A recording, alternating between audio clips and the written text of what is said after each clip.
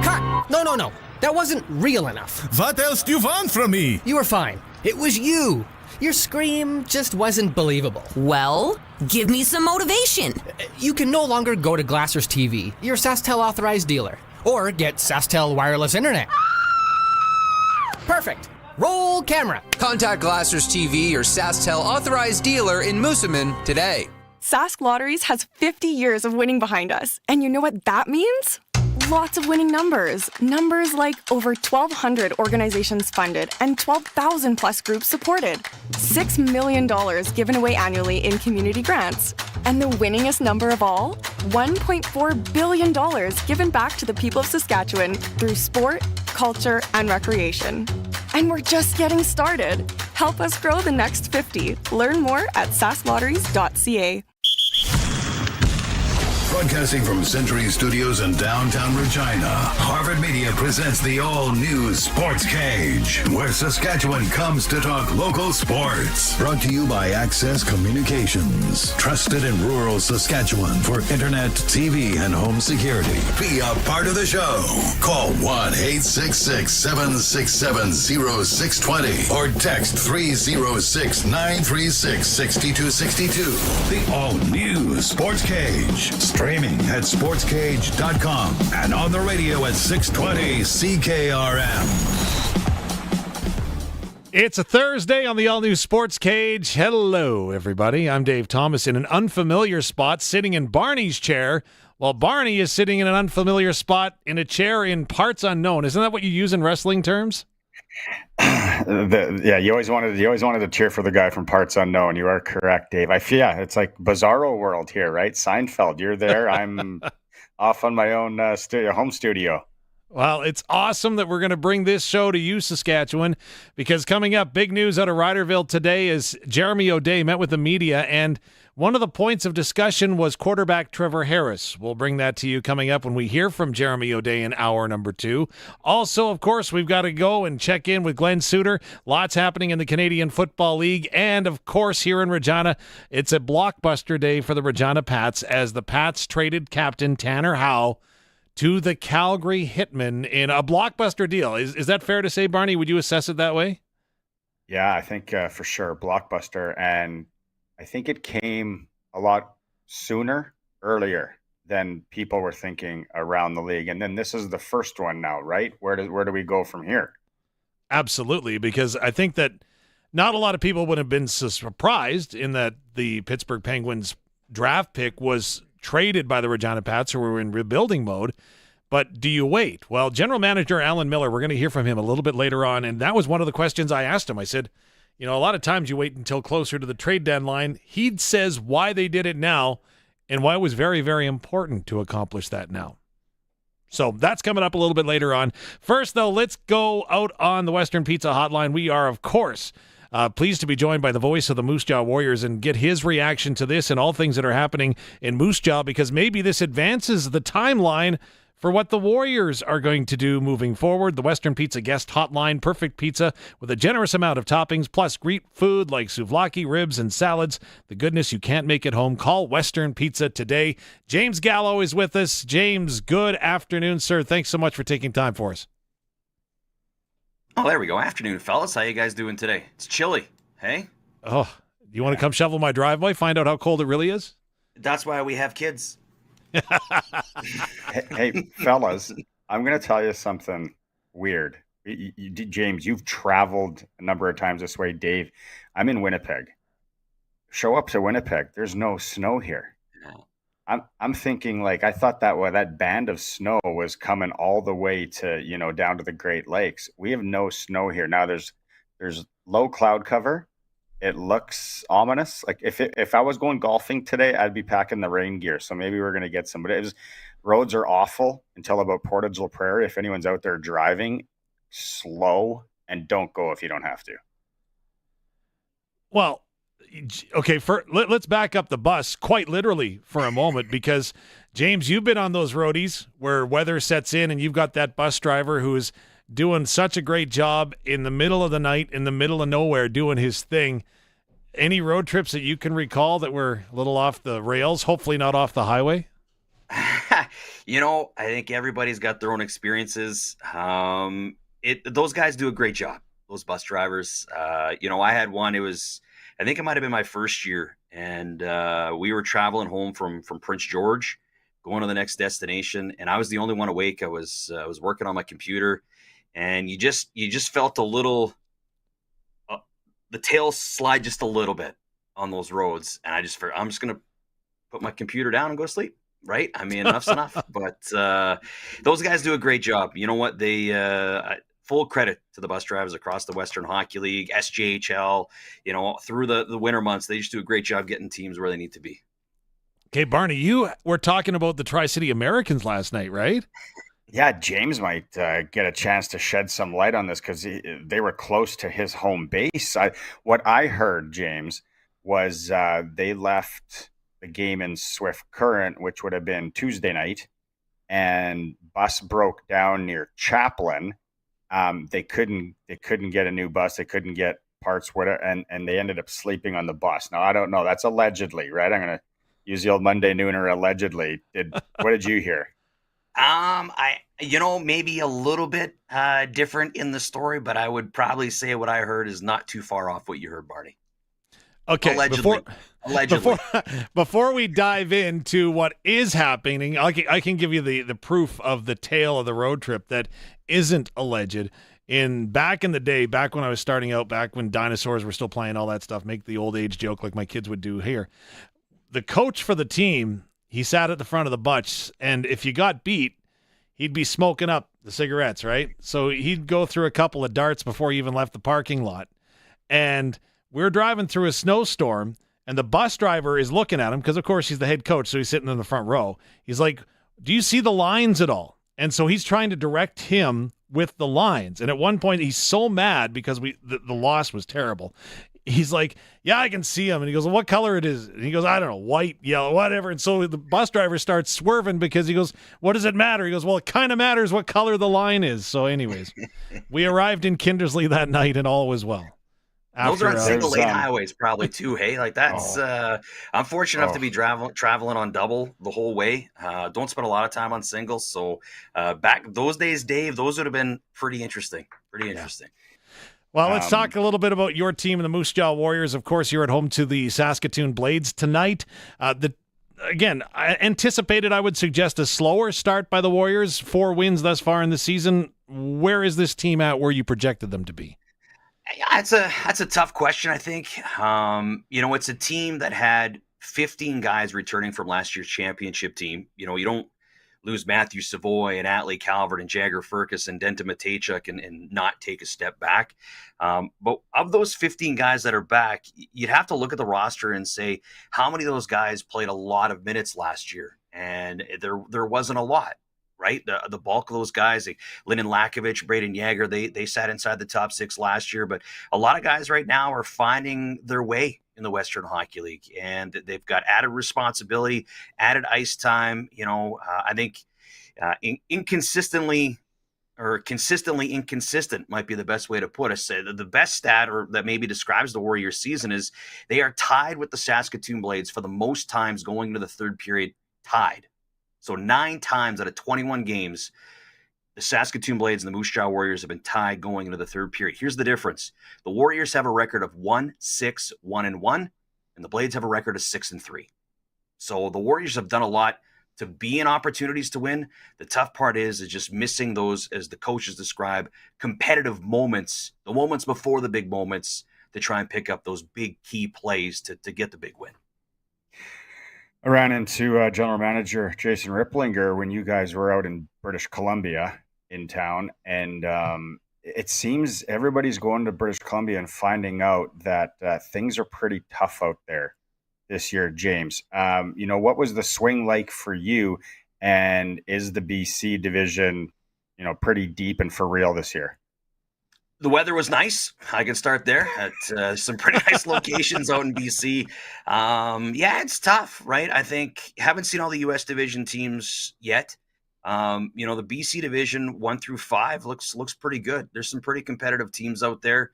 Some teams with a lot of strengths, some teams with some obvious weaknesses. But Right now, that's a hard conference. I think the West, looks pretty loaded. Prince George, I think, is ready to make that push. It's probably the peak of their cycle with Cohen Zemer graduating after this year. Riley Height probably headed to the pros. Boria Vallis headed to the pros after this year. Everett, boy, they're good. That's probably the fastest team that I've seen. The Vancouver Giants, don't sleep on them. Probably the second fastest team that I've seen, the way they play. Connor Schmidt's the real deal. Cameron Schmidt for the Vancouver Giants. Cameron Schmidt, fast, and boy, can he shoot. There's some really good teams out west. And then, as you approach kind of that trade deadline, what did the Kelowna Rockets do? Sitting on guys like Tisha Ginla, Andrew Crystal, Caden Price. They got some really good players there. Does Bruce Hamilton want to load up? But, of course, I think a lot is probably tied up to that Memorial Cup decision, which I don't know when it's coming. But, the Kelowna Rockets are one of 5 teams trying to get the Memorial Cup next year, and that may change Bruce's perspective. But that's another great team to watch. Interesting that you mentioned the Memorial Cup. Going to get into that question in just a moment. Of course, James Gallo joins us on the Western Pizza guest hotline. It's the all-new Sports Cage. We're streaming live at sportscage.com. Of course, you can hit us up on YouTube. Click like and subscribe. You can chime in with your comments. The Capital Ford Lincoln text line is always open as well at 306-936-6262. You've been in the Memorial Cup tournament last season with the Moose Jaw Warriors. Other leagues do it differently when it comes to bidding for the event, in that you have to be in a certain position in the standings to have the ability to bid for that tournament and that event, which seems natural to me, or am I wrong in that? You never know, right? Because to me, it seems like I would view, like here in the Western Hockey League, they want to look at how you sit business-wise and how you sit hockey-wise. And I think, how teams vote, because it's voted by all 60 teams now, not just inside the league. How teams vote is their prerogative and what they put above each other. It's where you are in your cycle, right? I mean, look at the Medicine Hat Tigers. They're really good this year, but still could peak next year with Gavin McKenna, the expected first overall pick in next year's NHL entry draft. He's got the late birthday, so not eligible this year. The Brandon Wee Kings, they're pretty young, so I think it's tough for them in that regards on the hockey side. Kelowna, as I mentioned, we'll see what happens there. Spokane with Berkeley Catton, Saskatchewan product next year. Seattle Kraken picks. So. And the Lethbridge Hurricanes, I think, have a lot of guys back next year that could really make an impact. So you can get yourself really fast, really good too in today's day and age. You got to pay for it a little bit, obviously, but I don't mind it. I mean, it's tried and true here in the Western Hockey League, but those host teams are always a little different. I think you got to look at that way as well. No host team likes taking the back door in, and they load up to try and go through the front door, which I think is great. You mentioned Berkeley Catton. We got Riley Height in Prince George. You got Caden Price in Kelowna. You got Braden Yeager. All those guys are intertwined, playing in the Saskatoon minor hockey system. A lot of people are talking Yeager is going to fetch a healthy, price tag if he gets moved. Could you see any of that playing into it, James, where, and I know, we call it in the NHL, guys can, with no trade clauses and whatnot, they can say junior hockey is a little bit different. But would you ever see, and have he ever heard in the past where a kid will say, hey, I'd like to go play with my buddy one more time if there's anything you can do there? I don't know. I can't speak to the Braden Yeager situation. That's in the mind of Jason Ripplinger, our general manager.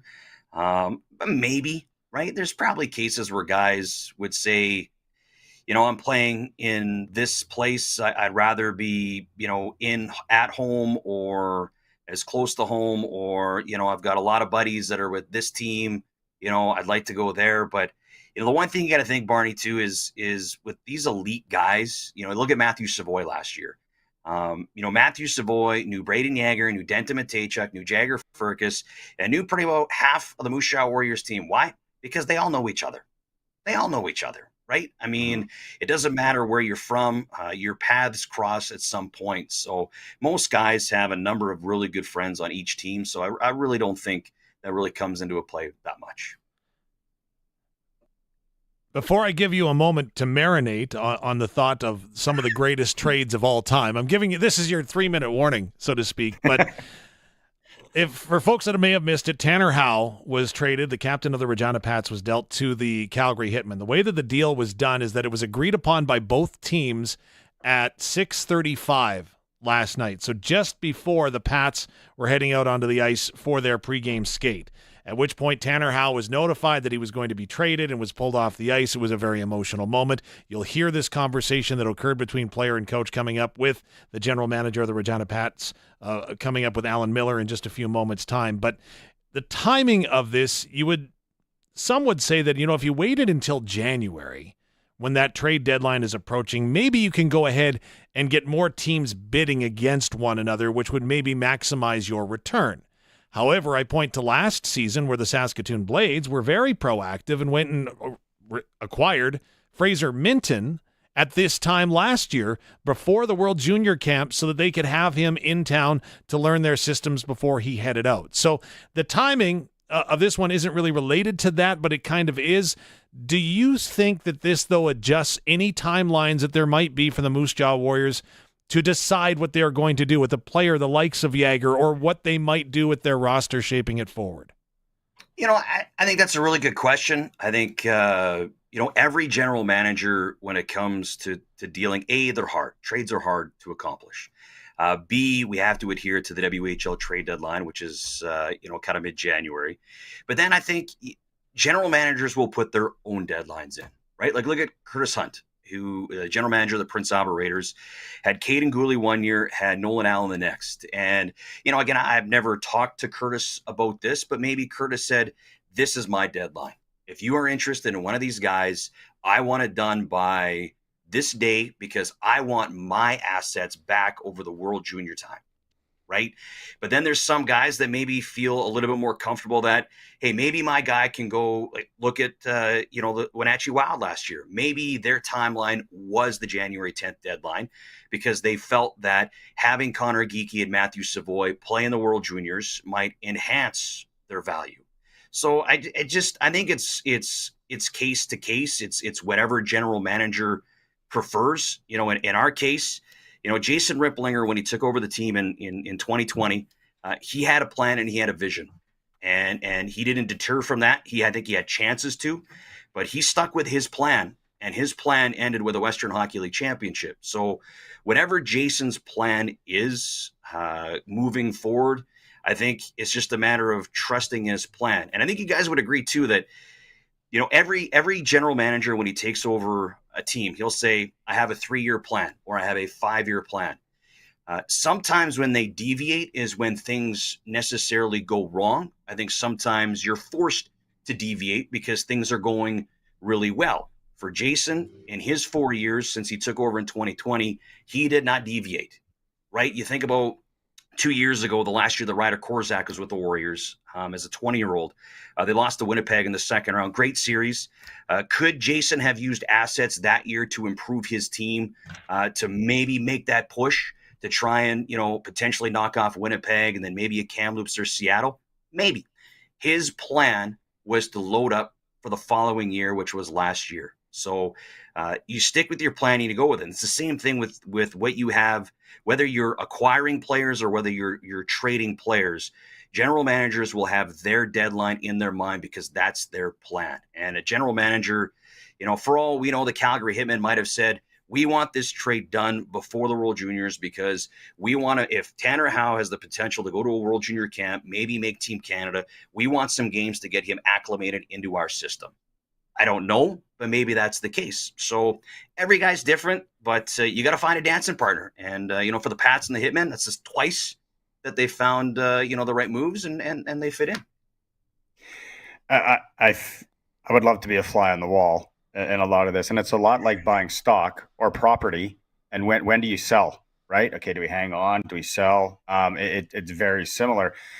James, question to you. I've asked some of the other guys around the league this in the last week. Where do you think, and then Dave, you've been around too, and you'll remember the Braden Shen trade. Where do you think things in the Western Hockey League really took off as far as capital being exchanged? Was it, we didn't see a lot of 2 first-rounders.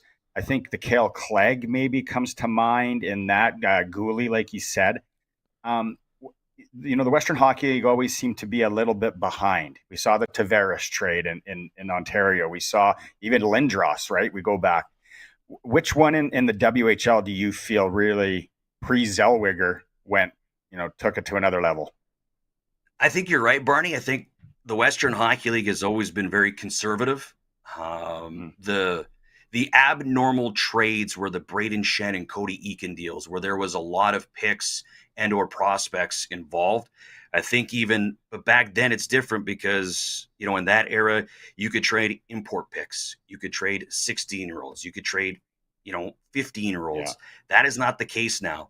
If I had to pinpoint a time, I would look to the 17-18 season. It was an arms race between, the Regina Pats, who were hosting the Memorial Cup, the Moose Jaw Warriors, and the Swift Current Broncos. And I would look to the first trade that kind of kicked it all off was when the Broncos, they acquired Beck Mallenstein and the name I apologize, but it was Beck Mallenstein, another player from the Calgary Hitmen, and it was Riley Stotts was the big prospect going back to the Calgary Hitmen in that trade, and that one was a big trade.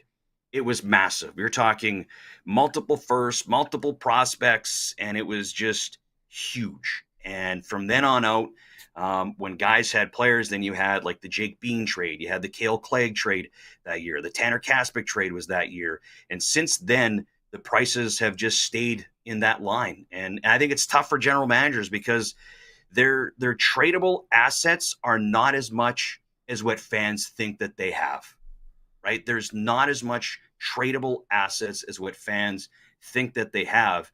And when you're talking about moving a 17-year-old like Reese Hamilton, he's got to waive his no trade. He's an elite prospect, right, as well. You got to consider that. There's a lot of things that go into completing a trade like that Tanner Howe trade.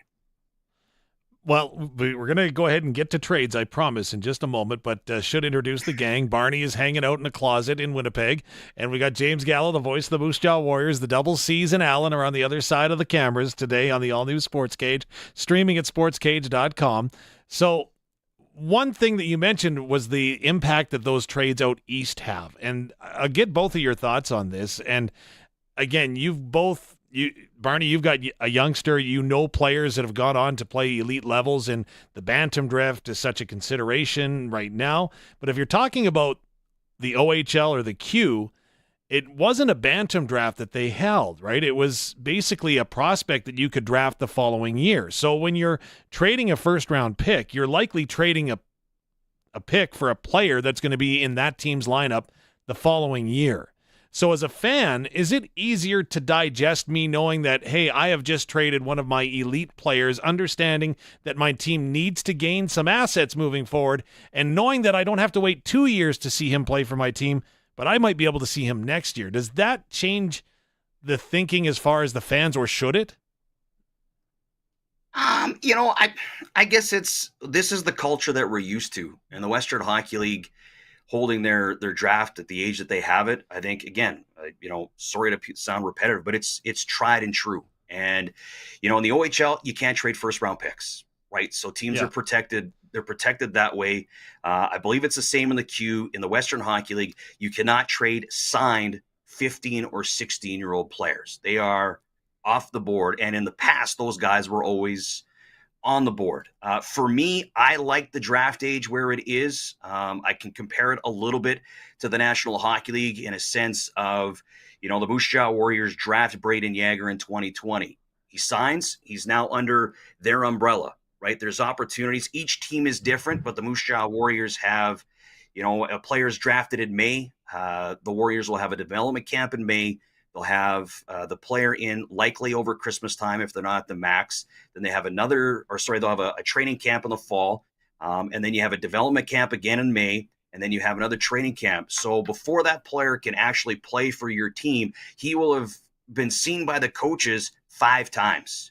And it's 5 times, and it's probably a year and a half where the team should have and potentially could have an impact on that player's development, calling them up and down, just getting them around the room. The Warriors have 3 prospects that are just across the hallway from them right now, and that helps. And that to me is why I like it the way it is. So that young player at 15 has basically a year to see what the culture is like and to try and meet players and get, involved in the organization instead of just opening the doors on day one and say, here I am, love me or hate me. Yeah, I agree. I like that too. Just kind of in the scope where I am and seeing these youngsters, right? Like we're starting a Bantam AAA tournament tonight. And there are so many kids in that hockey rink for the next 4 days that will get drafted with some of the picks that we've seen over the last 2 years. There's no doubt about it. The other thing that I started thinking about yesterday was I wonder the trades in the Western Hockey League, maybe down the road, maybe not this year, on how much the NCAA transfer is going to play into a lot of things and how much due diligence you're going to have to do to find out, okay, how long do we have this kid? Like, how much do we know? It's almost like, CSI. You're going to have to go deep on it because the rumor that's floating around on a number of places is the possibility of Gavin McKenna next year going to play NCAA because because there's just nothing more for him to do in the Western Hockey League. And I'm like, well, that's a low schedule. The NHL teams like the Western League guys, they're tried and tested. I'm just curious on this NCAA thing too. And the scouting that's going to have to go into things at all ages, I feel is going to be interesting over the next few years. Okay, we are going to hear from General Manager Alan Miller of your Regina Pats in a moment. James Gallo from the Moose Jaw Warriors before we let you go. Best trade, all-time, any sport you can pick and show your allegiance because it was great for your team or terrible for your team. If you had to pick a trade that goes down as the best of all time, what are you going to say? Are you saying best trade or most memorable trade? See, it's two different things. It's your definition. It's your game here, man. Best, whatever you want. Best is best. You know what? I'm not gonna say this is. There's been a lot of trades that I've seen and I've had conversations. I think like the Nikita Papagayev trade to Prince George for Justin Almeida was a great trade. Alan Miller made that one. I think the Matthew Savoy trade by Jason Riplinger last year was absolutely fantastic to get a player like that without having to utilize any young talent. But for me, the most memorable trade for me is a Moose Jaw Warrior trade made many moons ago, and it was one where it involved Brooks Lake and Thomas Mojes going to the Seattle Thunderbirds, and the return was Craig Olenek, who was a nice guy to deal with. Don't get me wrong, enjoyed being with him. And I'm not picking on Craig at all. But the trade I think was in like in October, November. He didn't score his first goal until February with the Warriors, and then there was a highly touted import player from Russia, Stanislav Oksentiev. I'll never forget the name. He never came. I don't think he touched Canadian soil. Right, so that's a hard trade. It's one that always stands out in my mind because Mojes and Lake were two World Junior players, and that's a tough pill to swallow. Moose Jaw Warriors Saskatoon Blades coming up at the Moose Jaw Event Center. Quickly set it up for me. Going to be a good one, right?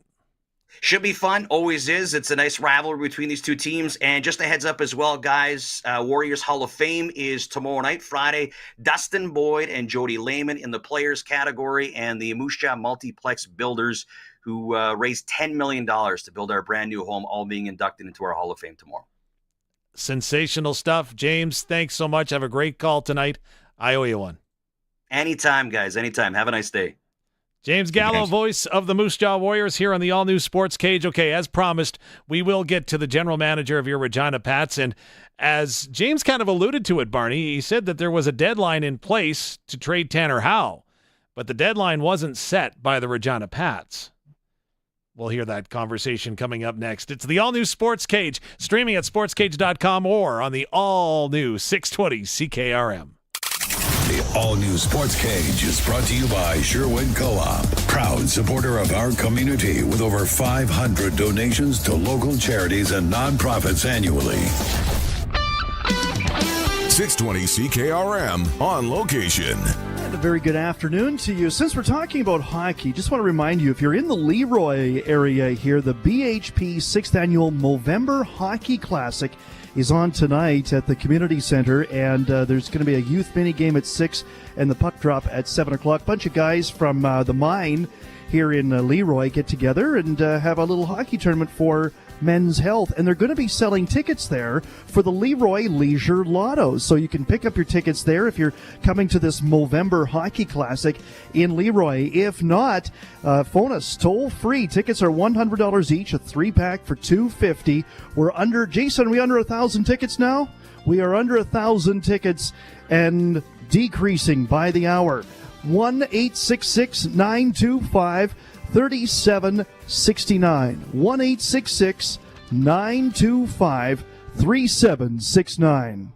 One big overstock warehouse means wicked warehouse sale pricing for you. The warehouse sale is on now at Sherwood Co-op Food Stores, offering more local products than any other grocery store. And for this week only, your favorite brands wrapped up by the caseload and marked down to bulk bargain prices. Big brands, big cases, big savings. Time to bulk up your pantry and save your cash. The warehouse sale, on now till Wednesday at Sherwood Co-op Food Stores, your truly local grocery store. There's Sunday Fun Day, Manic Monday, and now Burrito Thursday. That doesn't even rhyme or use alliteration. Well, it's buy one burrito, get a second one half off at all Regina Taco Time locations. Bidding is now open for the timed online land and farm equipment auction for Jerry Hanlon of Broadview, Saskatchewan. Register to bid at macauctioncompany.com. Up for auction, a quarter section of pasture and hayland that could be cropped in the area of El Capo. Also, a lineup of livestock equipment. Bidding closes on the Hanlon auction this Monday, November 25th at 10 a.m. That's the timed online land and farm auction for Jerry Hanlon. Bidding closes November 25th at 10 a.m. The Husqvarna Season of Savings deals is on until December 7th at Prairieland Rental. Get deals on select Husqvarna items, including snowblowers with up to $400 off. Shop where the contractors shop, and you know you're dealing with local experts. And at Prairieland, you deal directly with the owner. They appreciate your local business, and they've got everything you need for your projects. They'll even deliver. The Husqvarna Season of Savings deals until December 7th. Prairieland Rental, 600 Albert Street, prairielandrental.com. Get set for the holidays with great gift ideas at the Black Friday sale on now at Bass Pro Shops and Cabela's. Help them keep their valuables secure with up to $1,000 off select Cabela's gun safes. And take them fishing with $100 off the new Bass Pro Shops XPS 8x14 Pro Thermal Hub Ice Shelter, featuring 124 square feet of fishable area. Give them an unforgettable gift this year from Bass Pro Shops and Cabela's Black Friday sale. On now. See online for more details. Get your equipment out of the rain and snow and under the roof of a new storage building from Olympic Buildings. Have a warm, dry place to work and keep everything out of the cold. Olympic Buildings. Buildings to meet your budget. Visit olympic-buildings.ca. Welcome back to the all-new Sports Cage. Connect with the show. Call 1-866-767-0620 or text 306-936-6262. Dave Thomas in our Rose Street studios, downtown Regina. I like what you've done with the place, Barney. See the Christmas decorations ready to go up. That's terrific. Here or yours? Oh, here. Isn't that what you've got under this cabinet over here? I don't know. I was looking for I think something else. I still have a bunch of poppies. There's a pumpkin there from Halloween. I'm that guy. There was a mint here earlier. I don't know where that went. Yeah, that's mine. I only eat half of a mint, and then I eat the other half later. Wow, a lot to unpack today. You gotta be careful what rabbit hole you want to go down. It's the all-new Sports Cage, streaming at sportscage.com. Of course, you can find us on our YouTube channel as well. Big day today for the Regina Pats. Speaking of trades, as they trade their captain, Tanner Howe, he'll go down the road and head to Calgary, and the Calgary Hitmen coming back the other way. A couple of players in Reese Hamilton, Keats Fawcett, as well as 2 draft picks. The trade was consummated late last night, approved by the league later today, hence the delay in the news being broken, if you will, from the Regina Pats.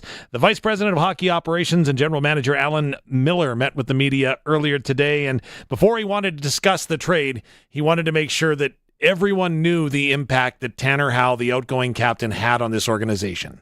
Most important thing for me to say to start this off this morning is to thank Tanner Howe And obviously, it's as I mentioned in the release, it's an important move for our franchise, but very difficult when you're dealing with a very good player, but a quality person in Tanner, our captain.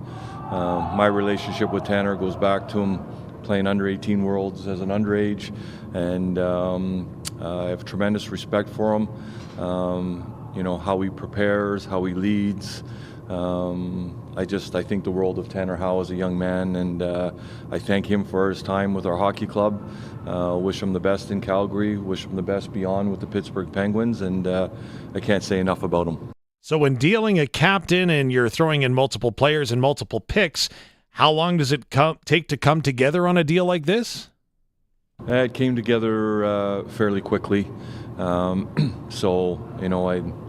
think we started talking about Reese Hamilton late last week with Calgary. It culminated in some different discussions. We had conversations with Calgary yesterday that indicated that Hamilton was going to be moved yesterday. They had a priority on the deal we were talking about, but had made it clear to us that if we decided to pass or move on, that he was going to be moved in another deal. We collectively as a group, talked, evaluated the trade, continued to do our homework and research, and we had a deadline with Calgary at about 6:15, 6:30 last night, or they were going to move on, and we decided to move forward. We just felt that I'll start with the draft capital, continue to add valuable draft capital to what we're trying to build here. I think Dante states it in the release. We now have 15 picks in the first 3 rounds of the next 3 drafts. That includes 5 first-round picks, 6 second-round picks, and 5 third-round picks. That's going to give us, great flexibility and great options. When we got to a point where a player like Keith Fawcett was in the deal as an 18-year-old, had a great rookie season, set 19 goals last year, plays the game hard, skates well, softens the blow on taking Tanner Howe out of our lineup, and, keeps us somewhat competitive this year.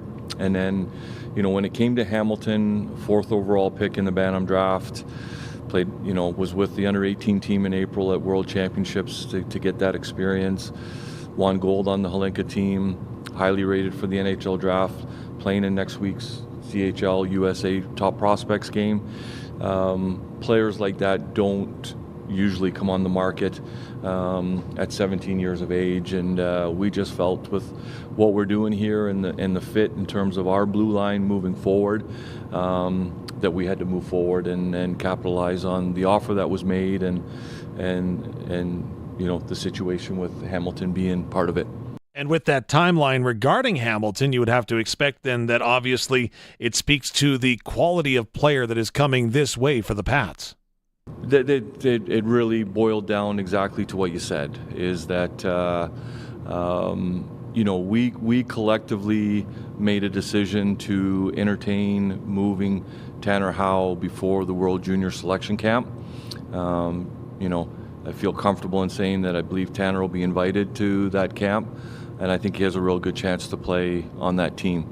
So in essence, for our hockey club, if Tanner played on the World Junior team, and we were going to move him, he wouldn't play another game for us after he left for World Juniors.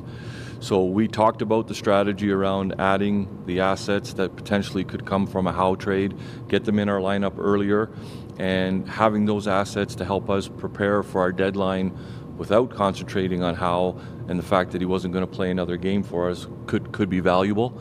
So a little bit of a long-winded, but in terms of coming around to that, but it really boiled down to the fact that yesterday we had a deal on the table that we really liked collectively with the draft and the players, and essentially we had to make a decision if we wanted to move forward. If we didn't move forward yesterday, then Reese Hamilton wouldn't have been part of a future deal.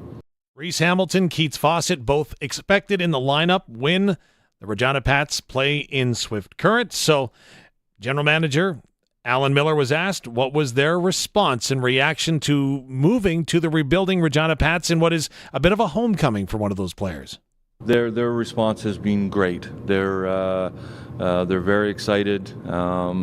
Reese has a history with a lot of people in our organization. Tristan Fry through spring hockey, Dale Durkach, playing with Dale's son Dace. We know Reese and his family very, very well. Obviously he's been around the Hockey Canada people for a while. Got great information from them. Lots of good things there and a homecoming for him. He's really excited. And I think Keats Fawcett, similar. He's an Alberta kid. Obviously had a great 17-year-old year. Not got off to the start maybe as expected based on what he accomplished a year ago.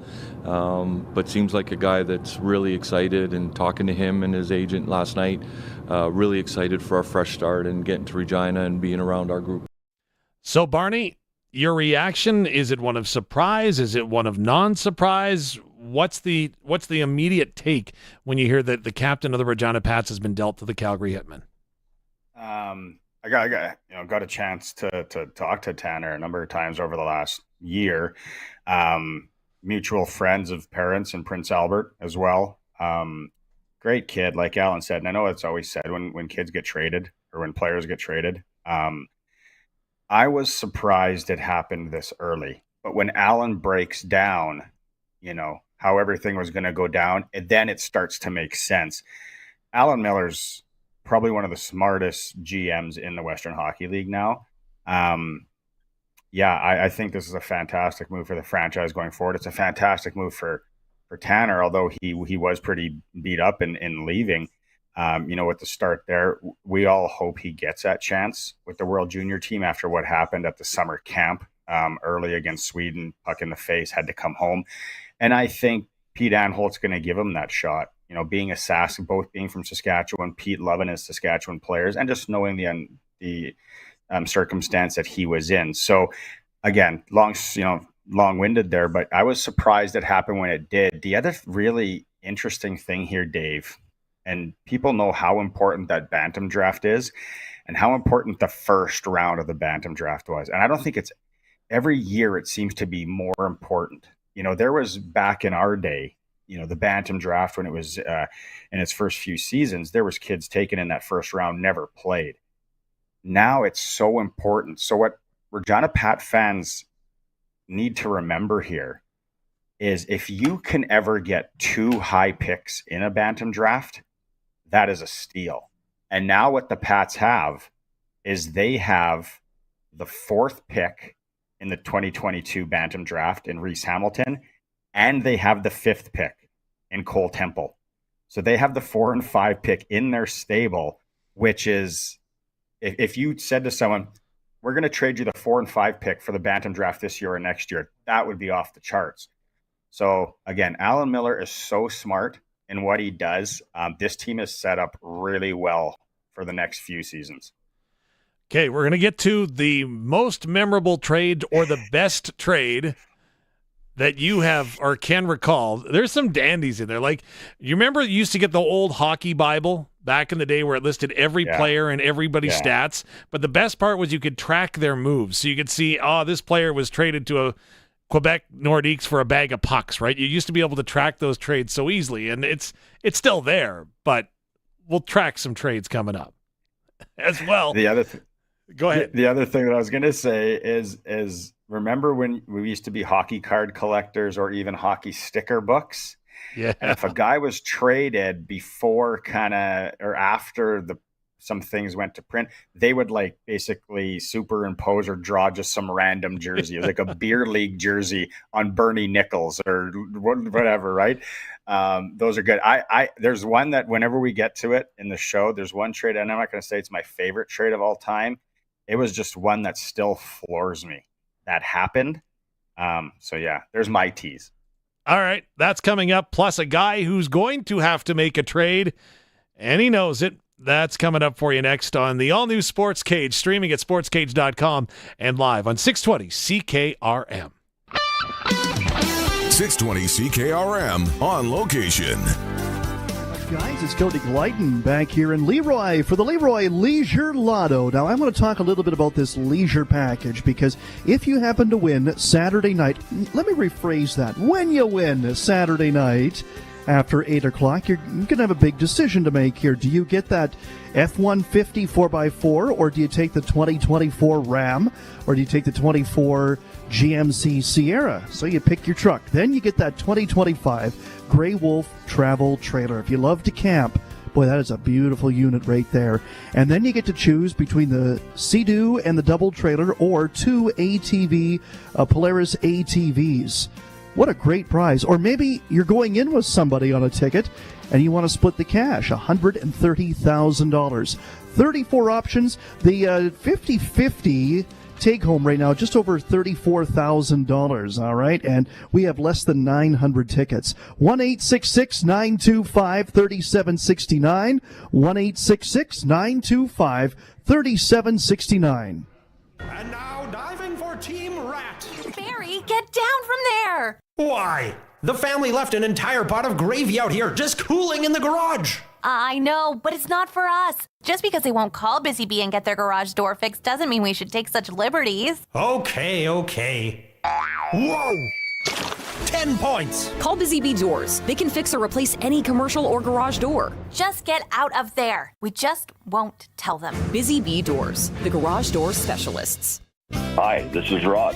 My wife and I own Wheat Country Motors. You know, our staff is just tremendous. We have a great, diverse team that are knowledgeable, respectful, and they care. That means Wheat Country certified used vehicles are reconditioned properly, and we'll provide a Carfax history and a mechanical report. You're going to get abundant value and an excellent, attractive vehicle. We thank our diligent staff. Truly, we serve you in the rural tradition with a firm handshake and a look in the eye. See us at wheatcountrymotors.ca. When planning a mini winter getaway, take a step back in time with the historic Grant Hall Hotel in Moose Jaw. Built in the 1920s, this luxurious hotel features classic designs, 58 styles of rooms, the most elegant meeting rooms, and a banquet hall. Spend the day exploring, then enjoy an extravagant, relaxing dining experience at the Grant Hall Dining Room and Burrowing Owl Lounge. They have gift cards too, perfect for stocking stuffers. The Grant Hall Hotel Moose Jaw, your vacation destination in a notorious little city with an amazing history.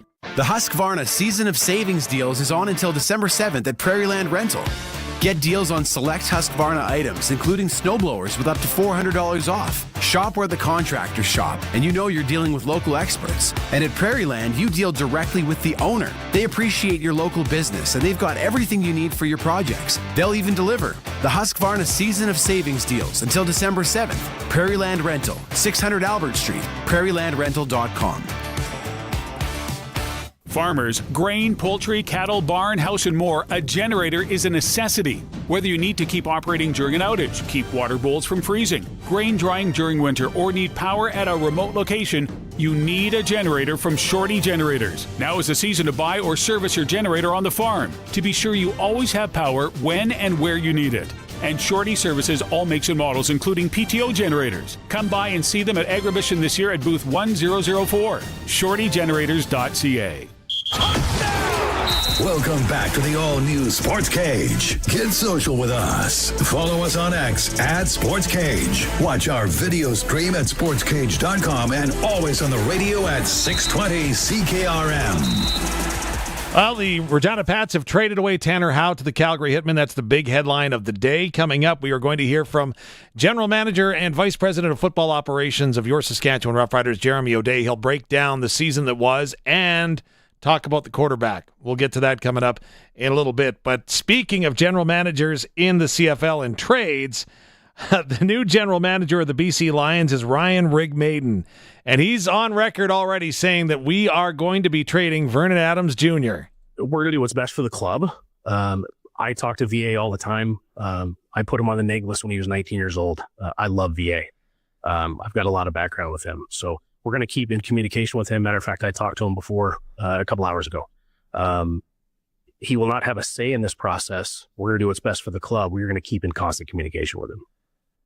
So that's the future of Vernon Adams Jr. going forward in BC. Basically, it's wait and see time as I'm taking and making all kinds of calls that I can, one of which has not been made to the Saskatchewan Roughriders, by the way. But, Barney, you teased the ultimate trade. I can't wait anymore. Ultimate best trade of all time. No. Well, you prefaced it earlier with, I think, trade that I remember. Yeah. That stands out for me. And it's funny. It's February 27th, 1996. February 27th, 1996. Oof. St. Louis Blues acquire Wayne Gretzky from the Los Angeles Kings. They sent a 5th-round pick in 96, a 1st-round pick in 97, Craig Johnson, Patrice Tardif, and Roman Vopat to the Kings. And it just, like, we all remember the Gretzky that are in our demographic. Curtis and Colson won't, but our demographic, where Gretzky went to the Kings. But Gretzky to the Blues is so forgotten. And then the Blues had a legit shot to get to the Stanley Cup until Nick Kyprios falls into Grant Fuhr. So it's just one of those ones, Dave. And there's been some good football ones, baseball, basketball. I remember the Shaquille O'Neal one. I was never a big basketball guy, but I remember the Shaquille O'Neal trade. But that Gretzky to the Blues always just stands out to me for some weird reason. See, I don't know whether or not to be bitter about the whole Eric Lindros trade back in the day or the best Rider trade of all time. Wouldn't you have to say the acquisition of Darian Durant, or are you going to say Ronnie Lancaster? No, Durant, because that's more my demo hit home, right? The CFL ones are tricky, because I think when I go back, I was so clueless. Like I was just so clueless on how everything worked, and you just wanted to be a fan and all that. And then I guess same with hockey, but when one of, or the greatest player of all times, puts on this obscure jersey of the St. Louis Blues, and then you kind of go back, and I'm like, yeah, that threw me for a loop. For a 5th-round pick. Well, there was a couple others, but yeah, Patrice Tardif. Like, what's Patrice Tardif doing right now? He might be in this hotel. He might have been the guy that checked me in here in Winnipeg. Okay, we need to take a break. Coming up, we've got the general manager and vice president of football operations for the Saskatchewan Roughriders, Jeremy O'Day, coming up after the news. It's the all-new Sportscage, streaming at sportscage.com and on 620 CKRM. 620 CKRM on location. Hello once again, Cody Glyden in Leroy. It is the Leroy Leisure Lotto. 34 chances to win, 10 draws of $500, 20 draws of $1,000. There's that $5,000 prize, and then there's that 7-person hot tub or $10,000. And then the grand prize, the leisure package, or $130,000. Now, I just heard Dave saying that they'll be talking to the Saskatchewan Roughriders coming up after 3 o'clock, or I guess after 4 o'clock. Well, you know what? If you've always wanted to get Saskatchewan Roughriders season tickets, you could do that with your winnings, I suppose. You know, there's a lot of things that you could do with $130,000. Tickets available right now, 1-866-925-3769. We've got about 900 remaining, 1-866-925-3769. Your friends at Prairie Gun Traders in Avonlea have exactly what you need this fall. From muzzle loaders, rifles to shotguns, you are totally covered this hunting season. Plus, browse through their great selection of ammunition, optics, calls, trail cams, scents, knives, and more. The hunting store that has it all at Prairie Gun Traders in Avonlea. You have a friend in the game. Main Street, Avonlea, or check out prairieguntraders.ca. Black Friday week is coming up at Extreme Hockey and Sport. Get 25 to 50% off selected items. Check out the Bauer Fit Lab for your custom skate fitting. And check out the new shooting lane. Feel great on and off the ice. The massive Black Friday hockey sale at Extreme Hockey and Sport for the hockey player on your list. And don't miss the amazing Agribition Yeti sale event at the revamped Pro Shop at the Cooperators. Extreme Hockey and Sport, 1425 McIntyre Street and the Pro Shop, conveniently located at the Cooperators Center. There's Sunday Fun Day, Manic Monday, and now Burrito Thursday. That doesn't even rhyme or use alliteration. Well, it's buy one burrito, get a second one half off at all Regina Taco Time locations. The Husqvarna Season of Savings deals is on until December 7th at Prairieland Rental.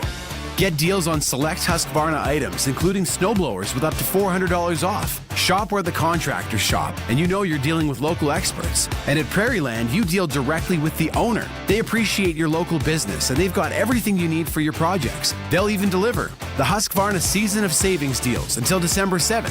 Prairieland Rental, 600 Albert Street, prairielandrental.com.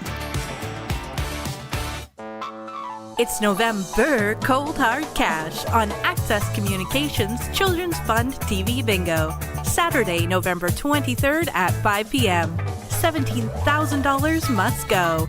14 games at $500, 1 game at $2,000, 1 game at $3,000, plus 1 game at $5,000. It's November Cold Hard Cash on TV Bingo. Only on Access Now TV. It's 4 o'clock. Good afternoon. It's mostly cloudy and it's minus 10 in Regina. I'm Corey Atkinson from the Harvard Media News Center with 620 CKRM News for Sherwood Co-op. Proud supporter of our community with over 500 donations to local charities and nonprofits annually, and by Mercedes-Benz Regina for those who can. Mercedes-Benz-Regina.ca. Evraz North America is investigating a fatal workplace incident that occurred Tuesday night at its Regina facility. A contractor suffered fatal injuries, and the company has confirmed it is cooperating fully with local authorities during the investigation. In a statement, Evraz emphasized its commitment to safety and pledged to support employees and contractors during this difficult time. Further details about the incident are unavailable due to the ongoing investigation. Delegates at the Saskatchewan Association of Rural Municipalities passed a resolution calling for a moratorium on wind power projects until provincial guidelines are established. The resolution was introduced by the RM of Weyburn. Division 5 Councillor Josh Maynil says that there has been local opposition to a proposed wind project, and he wants provincial guidelines to assist council in making a decision. We have done our best to research and learn about the potential issues a project like this presents. However, these green projects are quite controversial in the province and in our RM in particular. Where is the provincial government? More importantly, where is Sask Power in helping RMs answer the hard questions from our ratepayers that will be affected by these projects? The resolution for provincial guidelines on wind power projects was passed by 74.5% of delegates. Newly elected members were sworn into the Saskatchewan legislature today.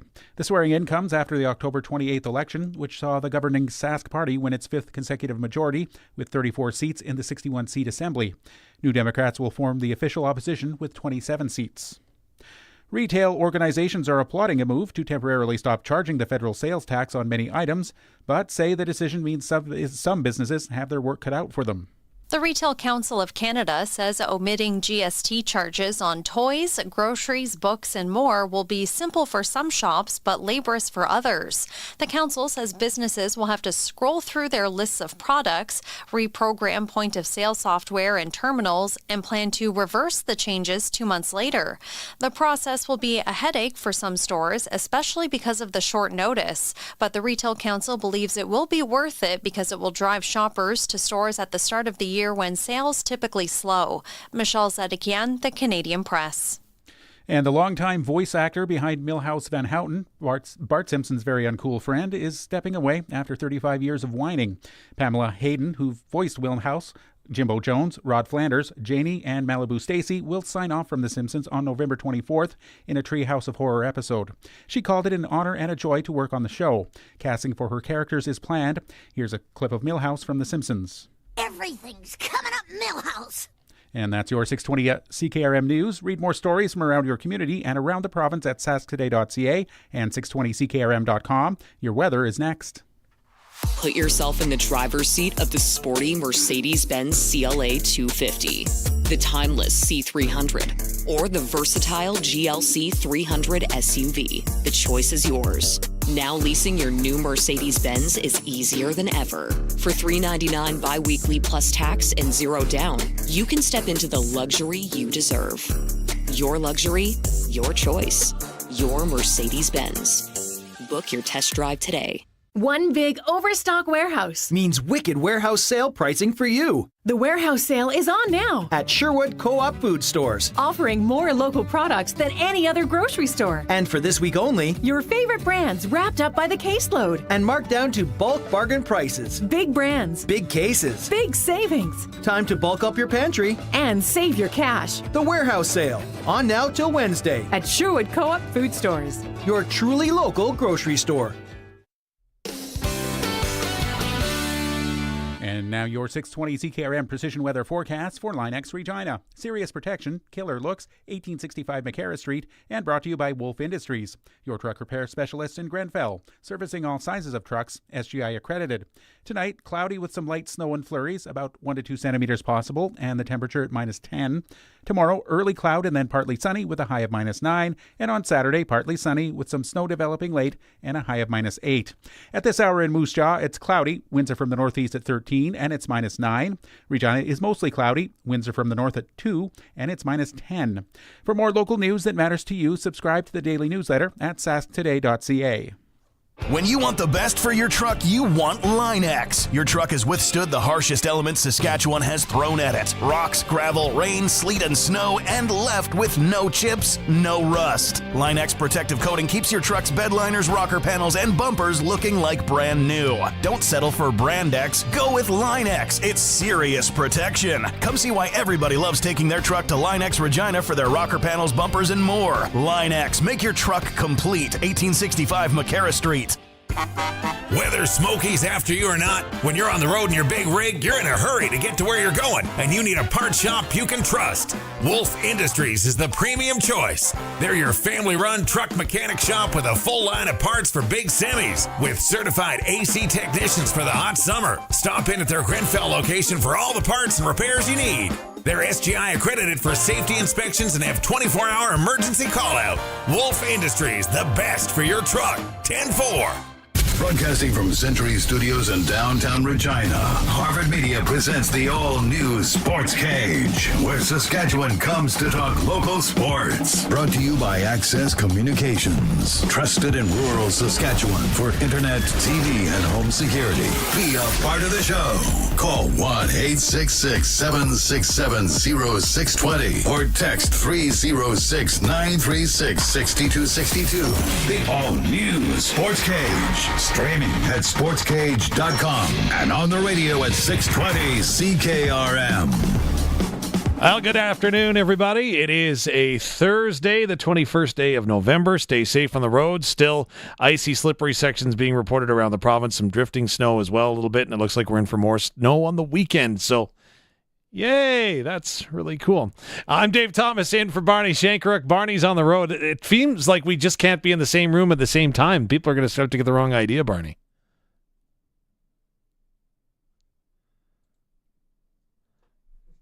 There we go. Yeah, you know what, though? I appreciate you being able to be there today because with kids, and you understand, right? Things are going 1,000 different directions that we're able to pull this off. And you were able to have a busy day, but an exciting day because it was also Jeremy O'Day's day with the Riders as well. Absolutely. We're going to hear from the general manager and vice president of football operations in just one moment. But speaking of hockey parents, you've obviously seen the meme out there, right? Whereas there's the guy sitting behind the wheel of a half-ton, right? And it says storm warnings on the radio, and he's sitting there and is like, well, we got to get to hockey in 90 minutes, though. We'll be there. Heck with the road closed. Yeah, no. For sure. And everybody that was driving, I know there's a Moose Jaw team, there's our Regina team, there's a Southeast, so the Yorkton all the way down. All those people were traveling to Winnipeg for the start of the tournament today, and the roads were treacherous. So I just hope everybody's driving safe. Yeah, it's crazy out there. Dave, you know what we did when we got here today? I wanted to ask you this one. Is just happened to be former Regina Pat employee Daniel Fink, now works for True North Entertainment and the Manitoba Moose. It just happened the Manitoba Moose were playing the Chicago Wolves at 10:30 this morning at the MTS Center in a school game. 5,000 kids. We've seen it before. We don't see that much anymore, though, in the WHL, do we?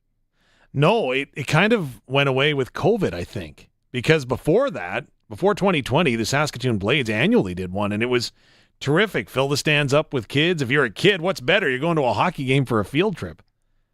Yeah, and it was pretty electric in there. I thought about a few things, and my son Roman was asking me questions like, well, where did these guys play last night? And then so I started looking through the schedules, and there wasn't a game last night because 10:30 puck drop is a massive time change for these professional athletes. And I haven't seen an AHL game in a long time. I'm trying to think how many years. It was great hockey. It was fast. There was skill. There were so many big hits. There were 3 where the trainer had to come on the ice. It was really interesting. It was very, very well put together by the Manitoba Moose. 5,000 kids. That rink's amazing in Winnipeg here.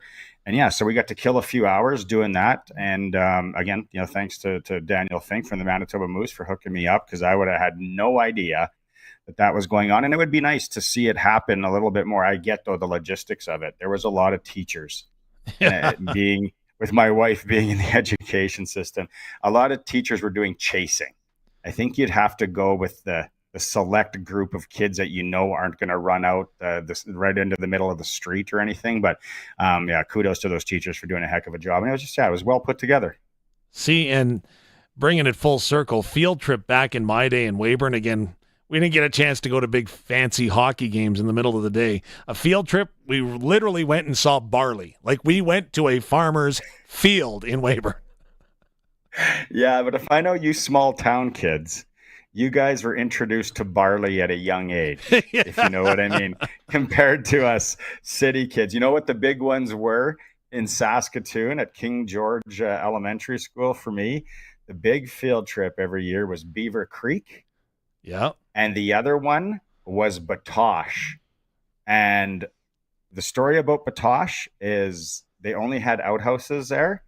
And one time a young Barney had to go and there was no toilet paper. Wow. There's an education. That's what I remember about Batoche. I'll always remember Batoche. And Batoche will always remember you. We were talking about the weather, and the Dominican Republic is playing a game up in Saskatoon tonight on the hardwood. We're going to tell you about that coming up in a bit. But first, let's, without further ado, get to Vice President of Football Operations, General Manager Jeremy O'Day. Had an opportunity to have a discussion with him to follow up on the season that ended in the West Final for the Saskatchewan Roughriders, but they did host a home playoff game. So first and foremost, we asked J.O. to assess what he's learned about his team and the group that he's got here moving forward in the season that was. Obviously there's one goal when you go into every season, it's to win a championship. So when you don't reach that goal, it's disappointing, and it's what you're ultimately trying to accomplish, and getting closer to it is maybe even more challenging with getting that close and not getting to the final game and playing it. But I thought we took a lot of positive steps as a football team for sure.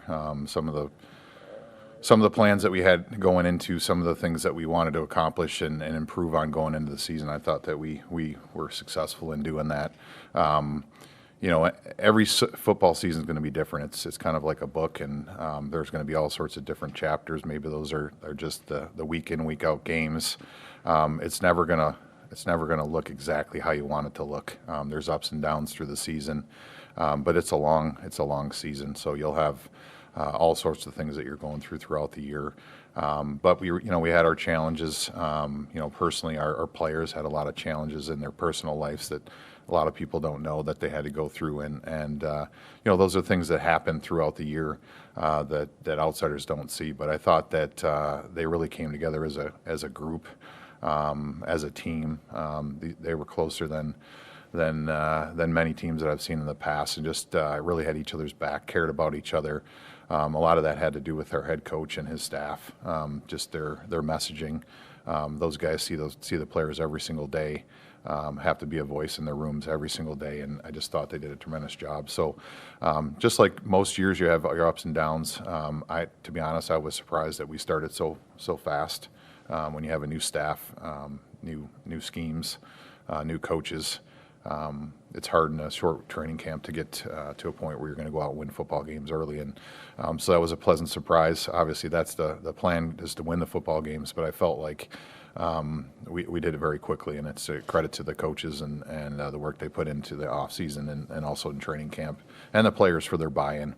And then we went through a lull, and those are tough. And for me personally, I want to be real careful not to lump this season with the past 2 seasons, because I don't think it's fair to the coaching staff, the players. It's a completely different team, completely different staff. So some of the things we accomplished this year were impressive. A first-year head coach, first-year coordinator.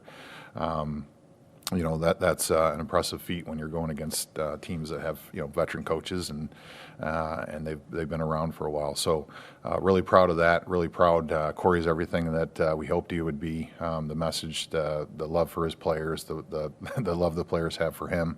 It's really genuine. The players care about him. He cares about them, which is great. And they just kept fighting. And I felt that it was different, me personally, than the years before, just from the fact of just kind of how close we were in those games.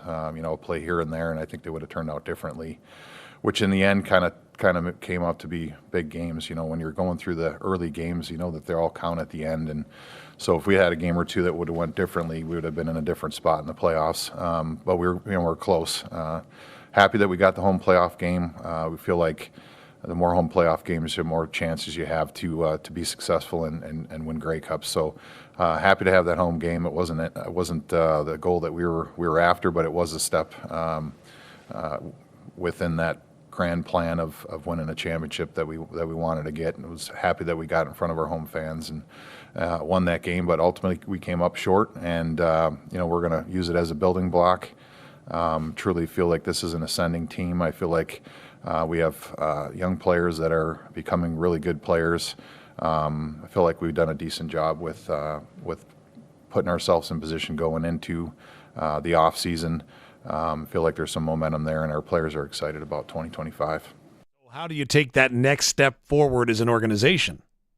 That's what we're going through now. I mean, there's a whole process once the year ends of how we evaluate. We're evaluating all the players currently and going through the roster, how they fit in. This is Corey's first time being in our building, so everything was new for him, and he saw how everything operates. And obviously we made changes to our roster going into the year. There was certain things that we wanted to improve on, and certain parts of a football team that we feel is important. We want to protect the quarterback. We want to get after the quarterback. We want to create turnovers, and those are some of the critical things that are important to be successful winning football games. So I think it was a really good start for Corey and his staff. I'm really super excited to spend a full off season with those guys and start this process of next year. But it's not something you can just throw out a culture word, and it just happens. You have to live it every day. And when Corey came into our organization, we echoed that thought through everyone, not just our players, not just our coaches, but to our staff, about how we want to be together and work together and stay positive and work through the tough times. And I think he's done a great job of that, and for some reason everyone likes him, so that's a good thing. But it's a pleasure to be around Corey and his staff. I can't speak enough about the staff and the job that they did. If you look at the job Mark did on offense, and in particular, he had a revolving door there with the injuries we had on offense. And I think I said earlier it wasn't just one position. We were hit hard on the offensive line, which seems like it's been happening for the last number of years. But it also happened at receiver and quarterback and running back. So, for a first-year coordinator to have to go through that and move guys in and out of the lineup and also get those guys prepared to win football games, it was impressive with what he was able to do. So, the idea is you want to have continuity in your roster, and you want to have guys that have played next to each other for a while. unfortunately, for most of the year, we were kind of running through guys there on offense, and but a credit to those guys. Also, credit to our scouting department for the job they did bringing in players.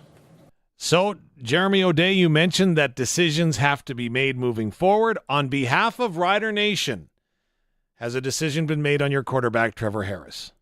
No, it's early, so we just started the evaluation process. So our year ended, then we went to Grey Cup, and then the coaches turned their evaluations, and like we do every year, and then we have those discussions that are happening this week. So we haven't made a decision on any of the players yet, as far as who's coming back, who we want back. Doesn't mean that we do want them back or we don't want them back. But I will say that Trevor's everything that you see on a regular basis when he speaks. When he's in the huddle, when he's in the locker room, when he's home with his family, he's a true leader. We can't put there's not enough weight that we can put on what he does for the organization. And someone that came here only 2 years ago, the impact that he has on the younger players, his work ethic, his preparation that most people wouldn't see, the amount of time that he spends communicating with Mark, tremendous person. Thought it was just awesome how he persevered going through an injury this year, coming back, playing at that level after coming back from an injury is very impressive. To be a division all-star after missing 6 games is quite impressive, especially in the quarterback position. So we love Trevor. And those are obviously discussions that we'll have moving forward, but nothing to report right now. General Manager and Vice President of Football Operations, Jeremy O'Day, assessing the 2024 season and looking ahead to 2025. Not going to rest on his laurels. I always go back, Dave, to putting myself in his shoes. Mm-hmm. Right? The last few years, we've all been through, whether you've worked in different businesses and jobs as a kid and growing up as an adult and all that.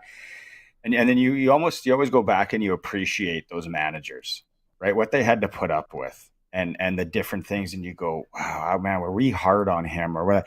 And I feel a lot of times that's Rider Nation. And we see it on the text line doing the show all the time. It doesn't matter when. He is in such a tough spot. And it's the old damned if you do, damned if you don't on a lot of things. Where we are right now as an organization, as Rider Nation, how can't you be happy? And I know you can always nitpick. You can always go to this or why aren't we doing this and all this. He seems true to his word and his conviction. The one thing that stood out for me, and maybe I was too close to the situation to fully grasp, but the job that Mark Mueller did this year, think about it. So we all know about the offensive line, right? When you're going through double-digit starting offensive linemen, that's a chore, right? But he didn't have A.J. Ouellette for most of the season. The receivers that started every game for him this season include Samuel Emelis, except that he didn't play the final game of the regular season. Jarreth Stern, Sean Bain Jr., Kean Schaefer-Baker, Keyshawn Johnson, Dante Myers, all missed time as running backs, and not to mention he missed his starting quarterback for a third of the season. What a job he did, and it flew completely under the radar. Yeah. Edwin Harrison. Yeah. Right? Like, it is, and I think that's, to me, I think that's the cool balance that we have. And when we get to talk throughout the season and you come on the show, a few times a week, is because you're so close to the team and you're there every day and you're traveling and you get to see. And then it's almost like when my other job is in marketing and sales and helping business market and sales. It's almost like sometimes you need to step back from your business and look at it as a consumer, look at it from the outside. And that's where, I feel that, whether it's Colson or Curtis or Don Hewitt when he's on or whatever, when we're in the sports cage, we're kind of seeing it from a different side. And we are seeing the people text in and what Rider Nation's thinking and then what we're thinking as well. I love that balance, but at the end of the day, I don't know how you can't be positive about things, where he's at, and he knows. He has a good idea what Trevor Harris is thinking, what way more than any of us do. And the hire of Corey Mace, do we have to look any further to, a solid hire than what he's constructed there? It's I like it, and I'm so looking forward to next year. There's a lot of jobs that I wouldn't want to have. Like, during the snowstorm, being the guy that would have to, go and shovel the walk, stuff like that. I don't know that I would want Jeremy O'Day's job, because the amount of data that him and the coaches, as far as analytics go, would be presented with, as far as, just the gut feel, the projection of where you see a player projecting to in their future and how you see them develop. I don't know that would be a fun job in football or any other job. A, when you're assessing what you have. B, trying to anticipate what might be out there. And again, I can tell you I'm no good at it. Look at my fantasy football team. I'm terrible. Like, it's awful. It's so funny you say that, because, I've coached football. I've coached hockey. And then when you get to that professional level, you think of the amount of time.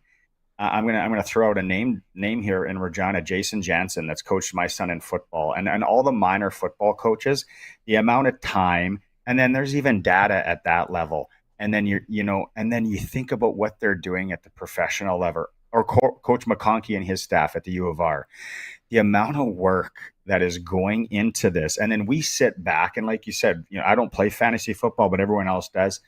And we sit and think, well, why aren't we doing this? And why aren't we doing this? And why aren't we doing this?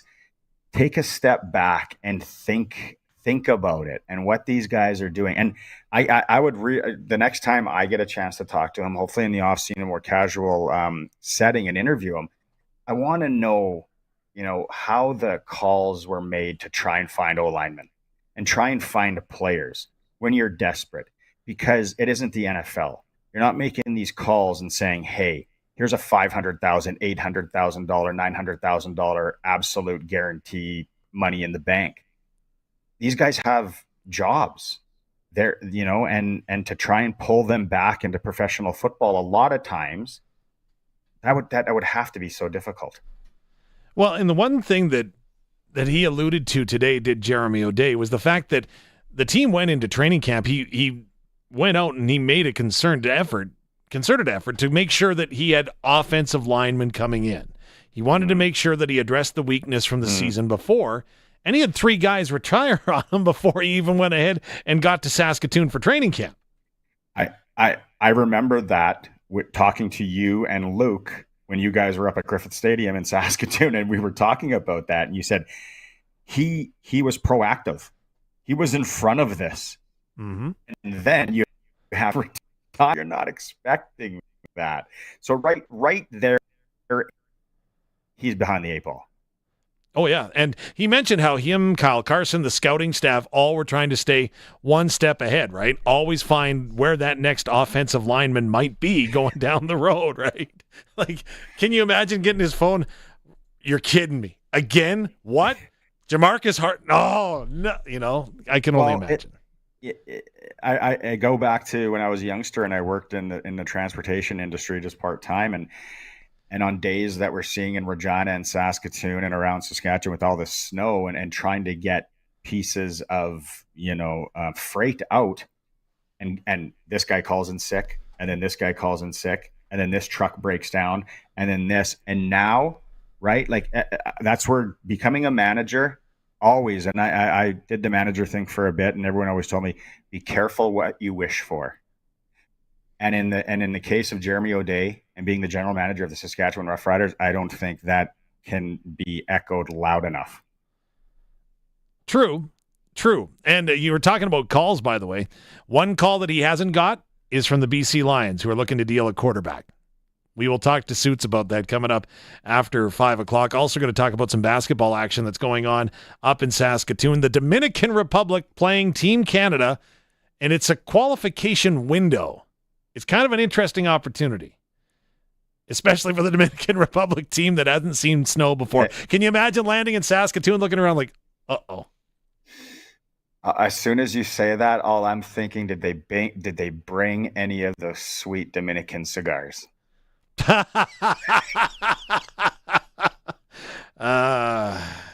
Kids, I'm just going to say they're like chocolate bars, okay, kids? Just saying. just saying. We are going to talk about basketball in a moment. We're streaming at sportscage.com. Of course, you'll find us on our YouTube channel. Hit the like button, subscribe, or, hey, thanks for listening as always, here on 620 CKRM. The all-new Sports Cage is brought to you by Bronco Plumbing and Heating, where professional service is guaranteed. They'll treat you right. 781-2090. 620 CKRM on location. It's Cody Glyden broadcasting from the Leroy Leisure Lotto, where we have 34 chances for you to win. We're down to about 900 tickets remaining. That 50-50 take-home is up over $35,000 and growing as the calls come in. It's going to grow. Hey, thank you to Lonnie down in Gravelburg listening to the Sports Cage today. Decided, you know what, I'm going to call in. I'd like to get a ticket into that $130,000 grand prize draw. It's all happening Saturday night, 8 o'clock at the Wildlife Federation Hall here in Leroy. They got a special night planned, a pulled pork supper and everything, and then all the draws happening at 8 o'clock. And then the fun part, the phone calls. Oh, the phone calls. They love doing that to tell people they've won a whole bunch of money, and you just might be one of those phone calls. Give us a shout here. Tickets $100 each. 3 for $250. Go in with somebody if you want and purchase a ticket. 1-866-925-3769. 1-866-925-3769. Get ready for winter, all winter long, with Bronco Plumbing, Heating, and Cooling. A new Bryant furnace can keep your whole home warm. And right now, you can finance your Bryant furnace with Bronco for a special rate of 4.99%. And don't start paying for 6 months. Plus, don't forget about available rebates on qualifying furnaces. Be ready for winter with Bryant at Bronco Plumbing, Heating, and Cooling. BroncoPlumbing.com. Bronco and Bryant. Whatever it takes. Hey, farmers, ranchers, and producers. The Acres for Education campaign by Agriculture in the Classroom Saskatchewan is challenging you to invest in your farm's future by donating to agriculture education. Students today are our future workforce and consumers. Your donation will get students out of the classroom, giving them real-life experiences that will shape their views on agriculture, help inspire today's youth, and build a resilient agriculture future. Donate at aitc.sk.ca/Acres for Education. The Country Music Rewind with Colin Lovequist. Let us look at the year 1997. Chris Cummings was hot on the chart. Paul Brandt was cooking up a storm. Shania was cruising along. Bruce Guthrie made his debut. It was a great year for Canadian talent. We'll feature some of it. The Country Music Rewind with Colin Lovequist. Brought to you by Crawford's No Frills. Saturday afternoons at 4 and Sunday afternoons at 1 on Country's Greatest Hits. 620 CKRM. You support the Canadian beef industry, but what about the cattle products you buy? Canadian AgriBlend products aren't just the cream of the crop, they're a great way to buy Canadian. Canadian AgriBlend's high-quality products are Alberta-made, including AgriBlock cattle blocks, Equest horse blocks, AgriMilk 2000 milk replacer, and now producing 100% all-natural salt. Ask for these products at your local feed dealer, or for a dealer near you, call Canadian AgriBlend in Morinville, 1-800-340-2311. Dealer inquiries welcome.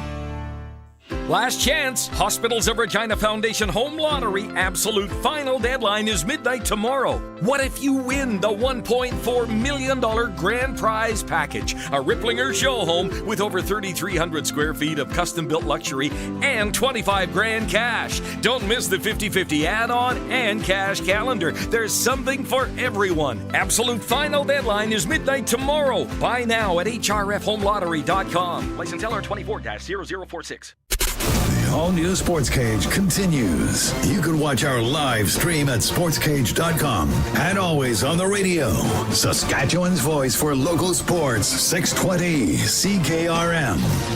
Dave Thomas, Barney Shankaruk, Alan Lee, Colson Schultz, Curtis Gammon, the crew here at the Sports Cage on a Thursday afternoon. The news of the day, of course, is Tanner Howe of the Regina Pats has been traded to the Calgary Hitmen. The two players that are going to arrive back in time for the Pats' next game are a defenseman with some local ties, as well as a forward that is exciting for the Regina Pats, but that's kind of starting to fill up the text line this afternoon, Barney, is I take a quick peek over, and I don't know, people are calling me out, and I don't know who it is. It's Norm. I don't know if you know Norm or not, but the Capital Ford Lincoln text line 306-936-6262. Capital Ford Lincoln, Saskatchewan's #1 Ford retailer, capitalfordlincoln.com. I'm going to, full disclosure, I don't know if I know a Norm. Okay. In the history of my life, I don't know if I know one guy named Norm that I would know. Well, for some reason, Norm knows me from Weyburn, and he knows that I'm a Canucks fan, and so he says the most memorable trade is Cam Neely going to Boston, and that one hurts. That one hurts because that was one of the worst all time. How did that happen again? Like, he was so young. He was so young, and the Canucks kind of, for lack of a better term, didn't see the potential in him. They thought his skating was bad, and again, they just didn't think it would work. Yeah.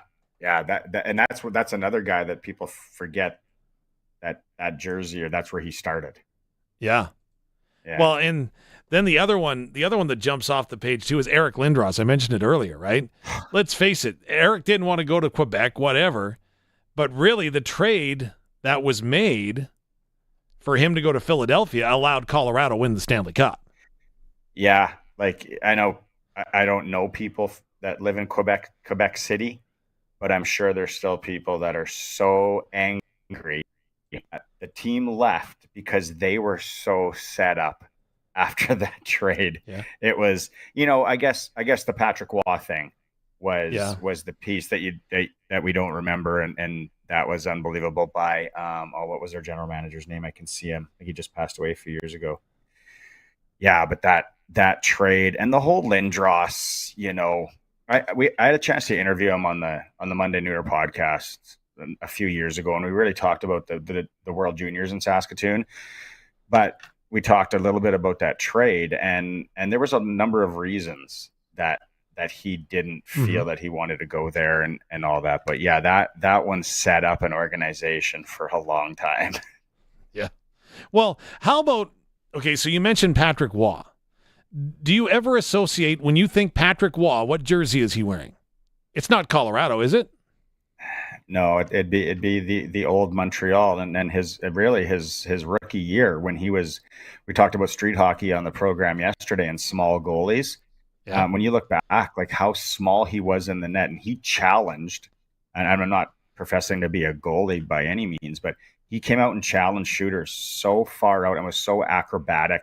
And he had that twitchy neck, and he hit his post, and it was just so different. But yeah, Montreal jersey for sure. Remember the small gear he wore in Montreal and how it just got bigger and bigger? And again, it's happened with all goalies all the time. That's what I mean. You watch that rookie year when they won the Stanley Cup over Calgary, wasn't it?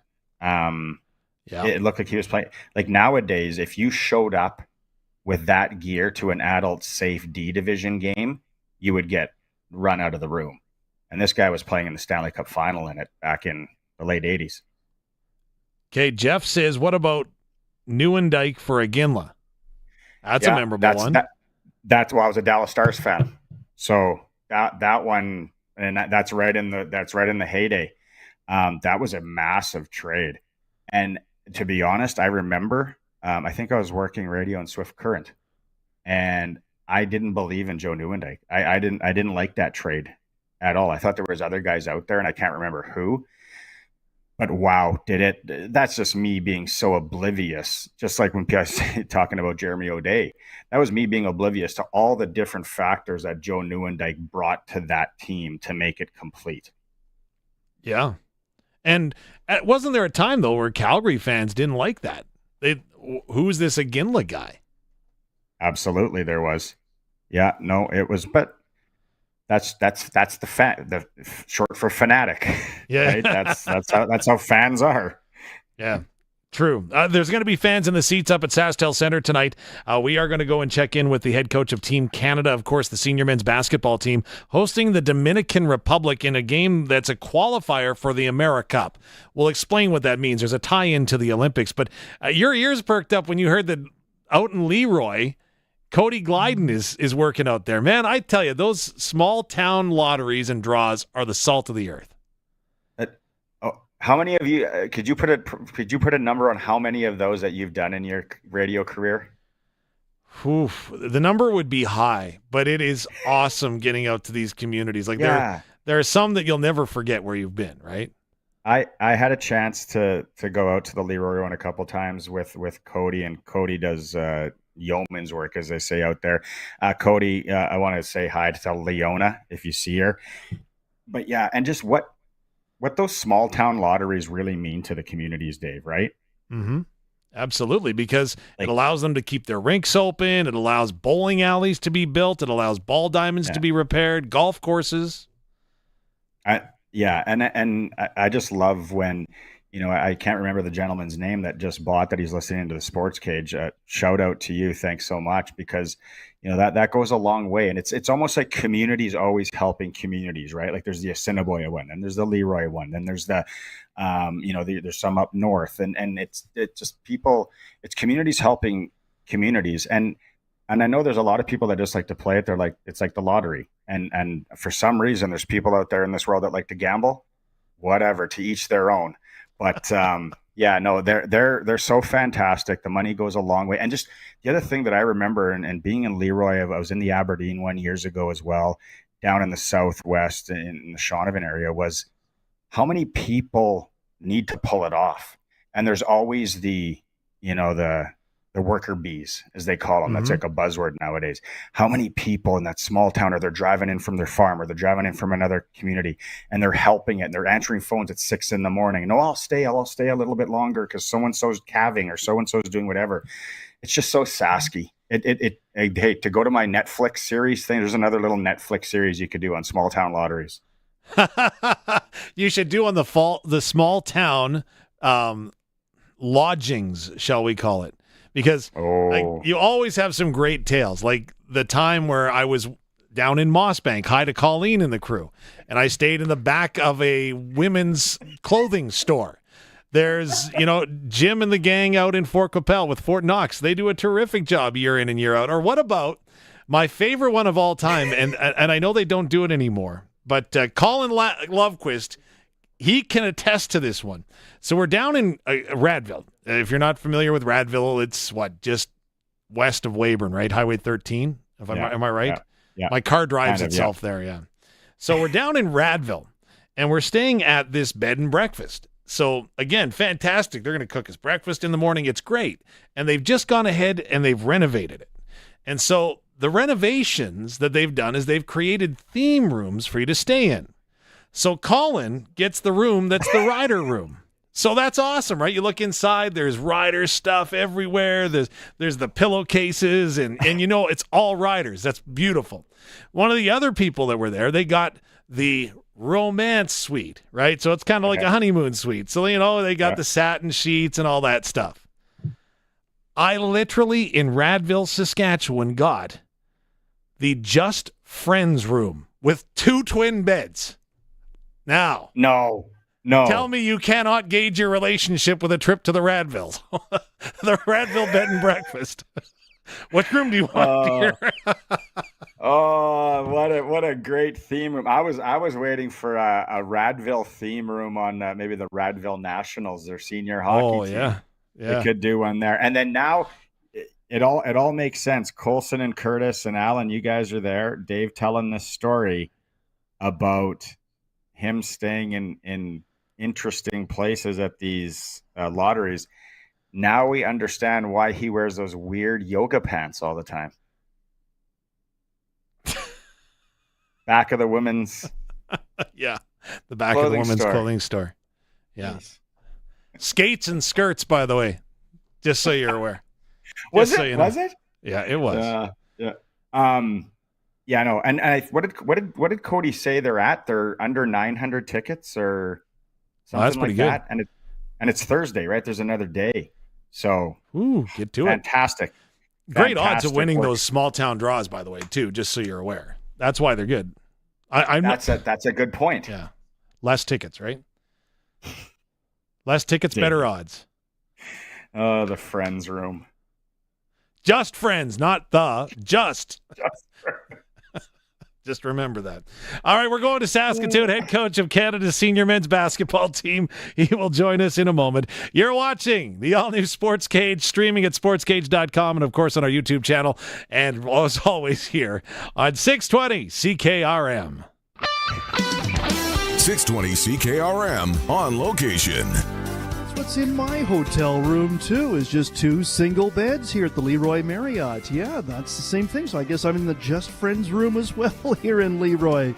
Well, you're right, guys. This helps out a lot of important organizations, this lottery. This lottery is going towards the Senior Citizens Club, the Curling Club, the School of Dance, the Skating Club, Minor Hockey, Wildlife Federation, the Leroy School, and so much more. So when you buy a ticket, even if you don't win, it's still a big win for small-town Saskatchewan. That's what it's all about here today with the Leroy Leisure Lotto. And, yeah, we're around that 900, just a little under 900. The 50-50 take-home is up over $35,000 and continuing to grow. We still got another day to go. You don't want to wait.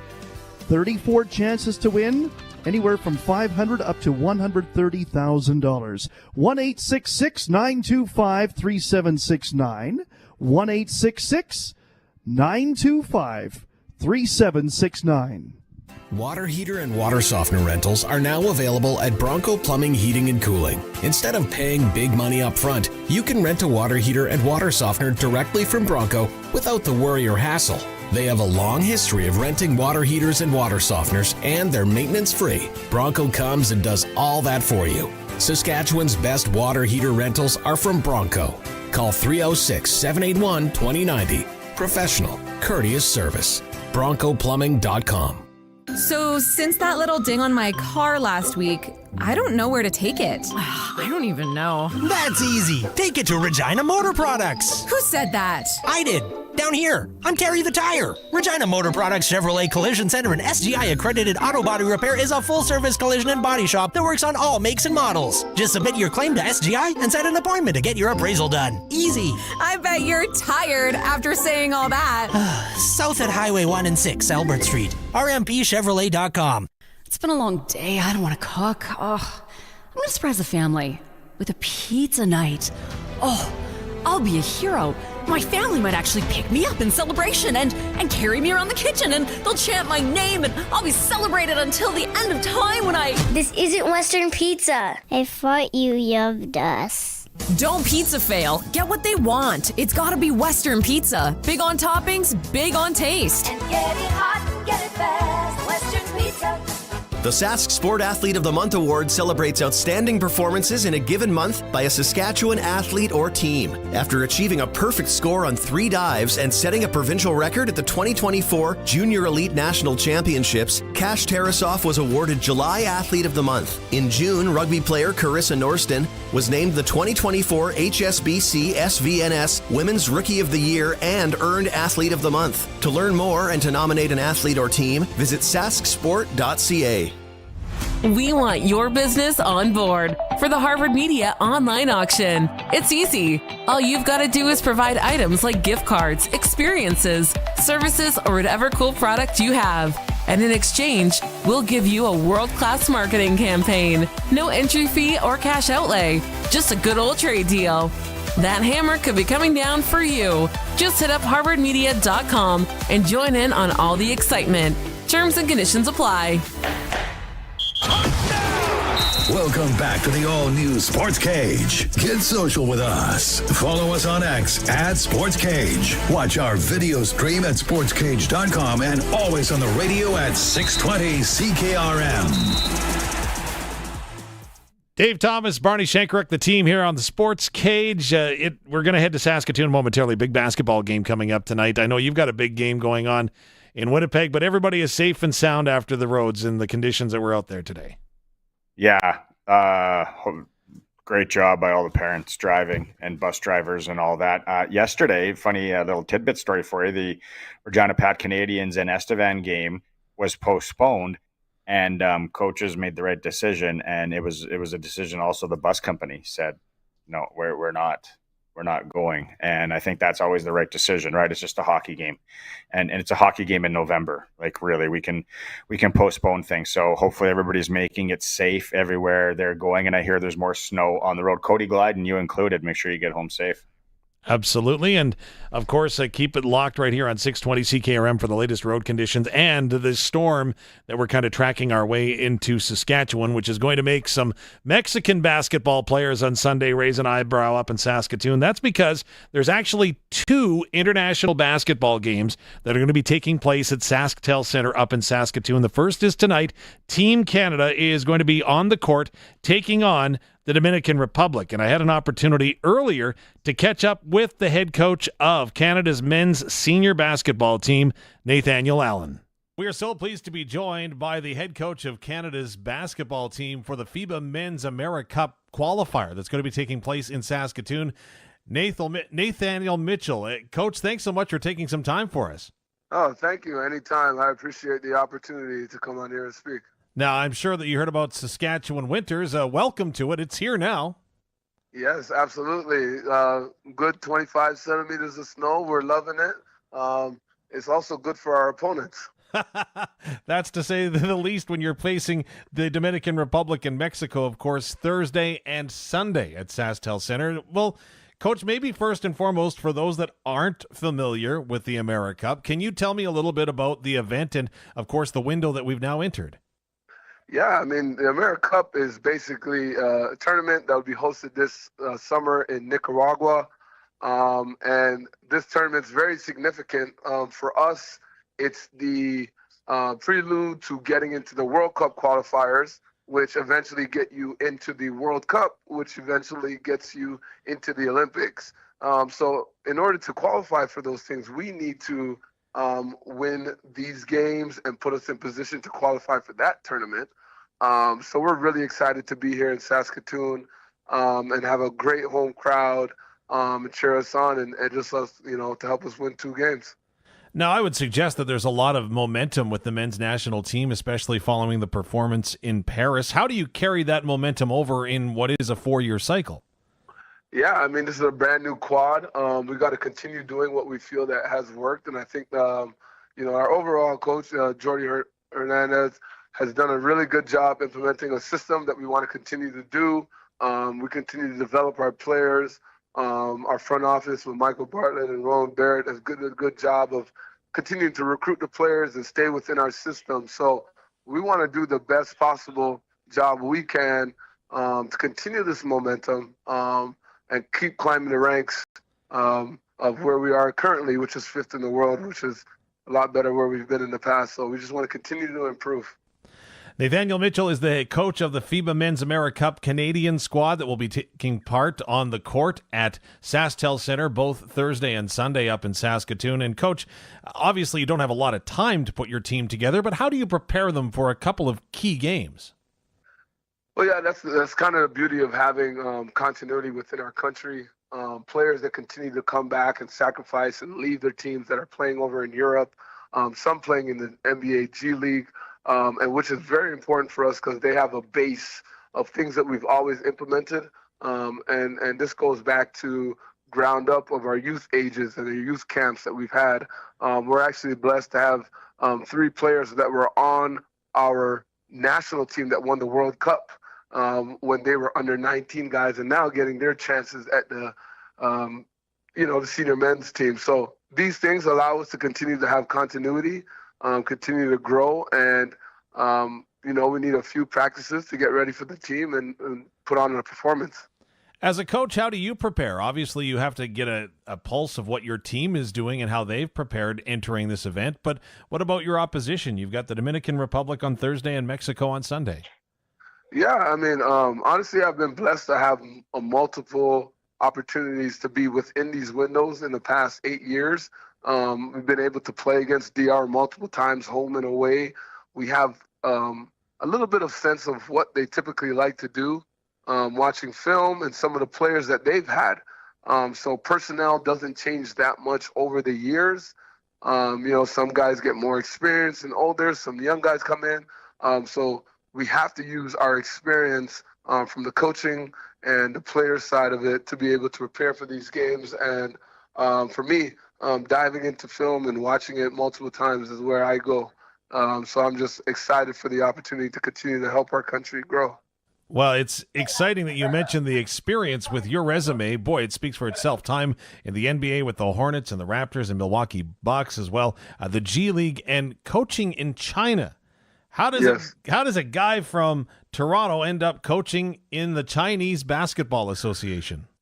I know, honestly, it's just been a big blessing for me. The relationships that I've garnered over the course of my basketball coaching career, just continue to grind, put my head down and try to help all the players develop. And through that, I've been able to develop relationships that's been able to put me in situations to continue to grow as a coach, being a head coach in China, being head coach for our national team, as well as I can't say enough about being an assistant under great coaches that I've worked for here on our national team, from Jay Triano to Nick Nurse to Jordi Hernandez to Nate Bjorken, Roy Rana, there's been Gordy Herbert. I've worked for a good amount of coaches in our country that have helped me grow, and I wouldn't be here without them. Well, it's truly a global game, basketball. We had evidence of that at the Paris Games and, of course, long before that. But when we're talking global game in hockey, we sometimes talk about how different regions like Europe or Russia have different styles of play. Is that true as well when it comes to playing different countries? They may have different variations in the style that they want to bring to the court? Oh, absolutely. I think that's the beauty of basketball. I think you can get an aggression from certain plays. You may play more of a set-oriented when you're playing against some European teams. Usually in the Americas, you have an athletic, very fast-paced type of game. So I think all over the globe, you have little hints of things of doing the same. And our players being able to play in Europe, play in Asia, playing here in Canada and the U.S., it helps us prepare for all those scenarios and situations. So, Coach, what do you need to see from your team to be successful over the next couple of games? We're definitely looking for an aggression. We want to be the aggressors, especially being at home. We want to be able to make sure that we're able to handle the ball pressure and give ball pressure. And I think once we're doing that and executing the way we can, we'll be in a good shape. We want to put ourselves in position to win these games. So I really think our guys can do that, and I'm hoping that they do. And what are you expecting from SaskTel Center, Saskatoon and Saskatchewan fans cheering you on? Just expecting a great home crowd. I think we talked to our players the other day and just how much of a privilege it is to be here in a great province that supports their teams, supports sports, and we want to pay homage to the fans with how hard we play outside. Well, if any of your players are looking to pay it back, I do have a driveway that needs shoveled. Just throwing that out there. I definitely hear you on that one. Coach, appreciate you spending some time with us today. We wish you all the best this weekend. Enjoy Saskatchewan, and here's to continuing to climb that ladder globally in basketball with Team Canada. I appreciate you. Thank you very much, Ed. Team Canada's national senior men's coach, Nathaniel Mitchell, joining us. Of course, tip-off tonight at SaskTel Center is at 7 o'clock. Coming up, the dominoes are starting to fall in the Canadian Football League. We'll tell you what's landed where, coming up with Glenn Suter after the news, right here on the all-new Sports Cage, streaming at sportscage.com and on 620 CKRM. 620 CKRM on location. Hi there, it's Cody Glyden back here in Leroy. For the Leroy Leisure Lotto, we're having a great time up here. And just a tip of the cap to all the volunteers and organizers, everybody who's phoning out for tickets, those who are making meals for everybody, those who are coming in and answering phones. It really does take a whole community to make a lottery like this go. And in return, they want to give you more money. They want to give you $130,000. That is the grand prize coming up on Saturday night just after 8 o'clock. Now, maybe you've been thinking about it all day. What would I do with the $130,000? I got kids in sports. I've got to buy groceries. Christmas shopping's just around the corner. It's never ending, right? You're always spending money on something. It would be nice to be able to get some money. Well, this is your opportunity. Tickets are $100 each. 3 for $250. Ask about the 50-50. 1-866 925-3769. That's 1-866-YEAH-LEROY. The wait is finally over. Year-end clear-out is back at Capital Ford Lincoln. Get savings up to $20,000 on all remaining 2024s like the Ford F-150 or Ford Bronco lineup. Drive away today with $0 down and no payments until next year. Plus, we have a giant selection of pre-owned trucks and SUVs. You're going to find the perfect vehicle for you. It's finally back. Year-end clear-out at Capital Ford. CapitalFordLincoln.com. There's Sunday Fun Day, Manic Monday, and now Burrito Thursday. That doesn't even rhyme or use alliteration. Well, it's buy one burrito, get a second one half off at all Regina Taco Time locations. You'll get the gist of it? Will I? Does a gist have to be given? Can I just take a gist? You know what can be really tough to get the gist of? Saskatchewan winter driving conditions. But at least your local Cooper tire dealer carries Cooper Discoverer Snow Claw winter tires. Cooper Discoverer Snow Claw winter tires provide exceptional grip and traction in the snow and ice. See your local Cooper tire dealer for Cooper Discoverer Snow Claw winter tires. They'll help you get the gist of winter driving.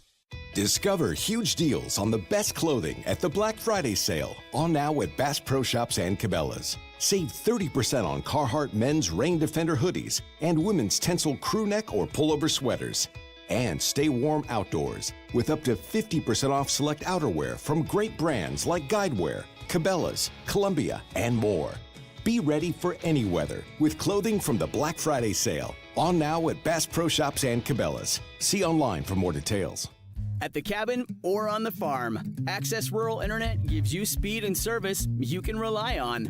Right now, get Access Rural Internet for as low as $69.95 a month for 24 months, including free service calls by our local techs, a free Wi-Fi router, and a strong, reliable signal matched by our strong, reliable customer service. Great service is never far away with Access Rural Internet. Visit myaccess.ca to book your free site survey. It's 5:01. Good afternoon. It's mostly cloudy and it's -9 in Regina. I'm Corey Atkinson from the Harvard Media News Center with 620 CKRM News for Echo Sound and for Qu'Appelle. Stay connected with a new cell phone from Echo Sound. Call 306-332-6711. A contractor died following a workplace incident at Evraz North America's Regina facility on Tuesday night. The company is working with local authorities to investigate the incident and is unable to provide further information at this stage. In a statement sent to media, Evraz reiterated its commitment to safety, stating it prioritizes the well-being of its team members and visitors. They said support is being offered to employees and contractors during this challenging time. The Saskatchewan Association of Rural Municipalities wants the provincial government to set guidelines for future wind power projects. Nearly 75% of delegates voted in favor of the resolution at the SARM midterm convention last week in Saskatoon. Dwight Bouchard is with the RM of South Qu'Appelle. There's just too many unanswered questions with wind power, and if our government's not willing to step up and be the leader that they should be in this instance, then I totally agree with this. There should be a moratorium against wind until somebody steps up and takes control. The RM of Weyburn introduced the resolution, saying it was left on its own to deal with local opposition after receiving a proposal from a company for a power project. The Conservative leader says the government's planned GST cut is a bad idea. The Liberals are proposing to cut the federal sales tax on some items over the holidays and send $250 checks to millions of people in the spring. They'll need the support of the NDP to make that happen. Pierre Poilievre says that's proof the New Democrats broke their word when they ended the supply and confidence deal that had been propping up the minority Liberals earlier this fall. Remember, Jagmeet Singh said the deal was ripped up? Well, now he's taped it right back together. Despite all the poverty and misery and the record gap between rich and poor the NDP crows so much about, they're now keeping the government in power that did it. Poilievre says he has a better idea and is calling on the government to instead end the carbon price and cut the GST on new homes. Canada's Consul General in New York says he certainly did not influence the purchase of a $9 million condo in Manhattan. Global Affairs Canada brought the condo to act as the Consul General's residence and to replace the aging former unit. Tom Clark testified before a parliamentary committee investigating the purchase after media reports earlier this month indicated he had raised concerns about the former residence. And after the Barbenheimer phenomenon rocked theaters across North America with an impossible-to-manufacture hype, people are working to come up with ways of recreating the feeling more than a year later. The counter-programming of Barbie and Oppenheimer opening side-by-side in July 2023 has prompted moviegoers, marketers, and meme makers to scour movie release schedules for odd mashups. The best attempt so far comes as the Broadway musical adaptation Wicked opens Friday against the chest-thumping Sword and Sandals epic Gladiator 2. It's 5:04, and that's your 620 CKRM News. Read more stories from around your community and around the province at sasktoday.ca and 620ckrm.com. Your weather is next. You don't want to move cows that don't want to be moved. Instead of trying to move the cows to the water, just install a Keln Solar Livestock Watering System. With a Keln Solar Livestock Watering System, you can put your pump pretty much anywhere without the cost of hooking up to the grid. Leave the cows where they are and move the water to the cows. Learn more about the Keln Solar Livestock Watering System at kelnsolar.com. Keln Solar, we move water. You are my sunshine, my only sunshine. You make me happy when... Uh-oh. There are some things that can get spoiled. A sunny day, maybe. Aw, and no umbrella or anything. And then there's Echo Sound, your SaskTel authorized dealer, where they have all the top-of-the-line smartphones with all the latest features. With such a wide selection and so many great plans, nothing can spoil it. Yay, rain! Echo Sound, your SaskTel authorized dealer in Fort Capel. EchoSound.ca. It's 5:05, and I'm Corey Atkinson with your 620 CKRM Precision Weather Forecast, brought to you by Linex Regina. Serious protection, killer looks, 1865 McCarra Street, and for Matt's Furniture. Visit mattsfurniture.ca. Now here's Precision Weather meteorologist Phil Spivak. Mostly cloudy sky for tonight. A bit of light snow moves through the region. There could be a light accumulation of fresh coating of a centimeter or two through the night. The temperature is not going to move a whole lot through the night either. It will be around -10. Within a degree or two at any given time. No particular set low, no particular set high Friday, just a slowly wobbling temperature right around that -10 mark. Cloud cover does thin out, though. Most of the flurries are gone by morning. Partial sun takes over through the day on Friday. The high around -9. Wind up just a bit through the daytime tomorrow. Mostly cloudy for Friday night. Still temperature pretty steady, may get down as low as -12. And then for Saturday, a little bit of sunshine pokes through the cloud cover early on. Quickly thickening overcast, though, brings in some snow and likely some moderate to heavy snowfall late Saturday through early Sunday morning. Snow light through the day on Sunday, but continuing with a high -9. Mostly cloudy with a few flurries on Monday, -12. With your 620 CKRM weather forecast, I'm Precision Weather meteorologist Phil Spivak. Across the province at this hour, Saskatoon is -8, Swift Current -8, Assiniboia -6, Broadview Moosomin -9, Yorkton Melville -9, Estevan is -8, and Weyburn is -9.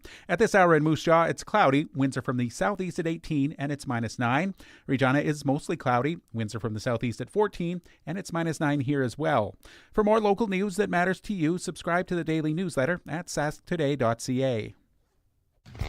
He's had it again. Matt's sharpening his pencil to save you big money at Matt's Furniture. Now till November 20th, save more with Maytag. Check out the Maytag front load washer with extra power and 12-hour fresh span option for just $11.99. Get it in white or upgrade to Volcano Black for $100 more. Or the Maytag front load electric dryer with extra power and quick dry cycle, which also comes in Volcano Black for an additional $100. Matt's Furniture in Fort Capel, Kamsack, Melville, and Foam Lake, or online at mattsfurniture.ca.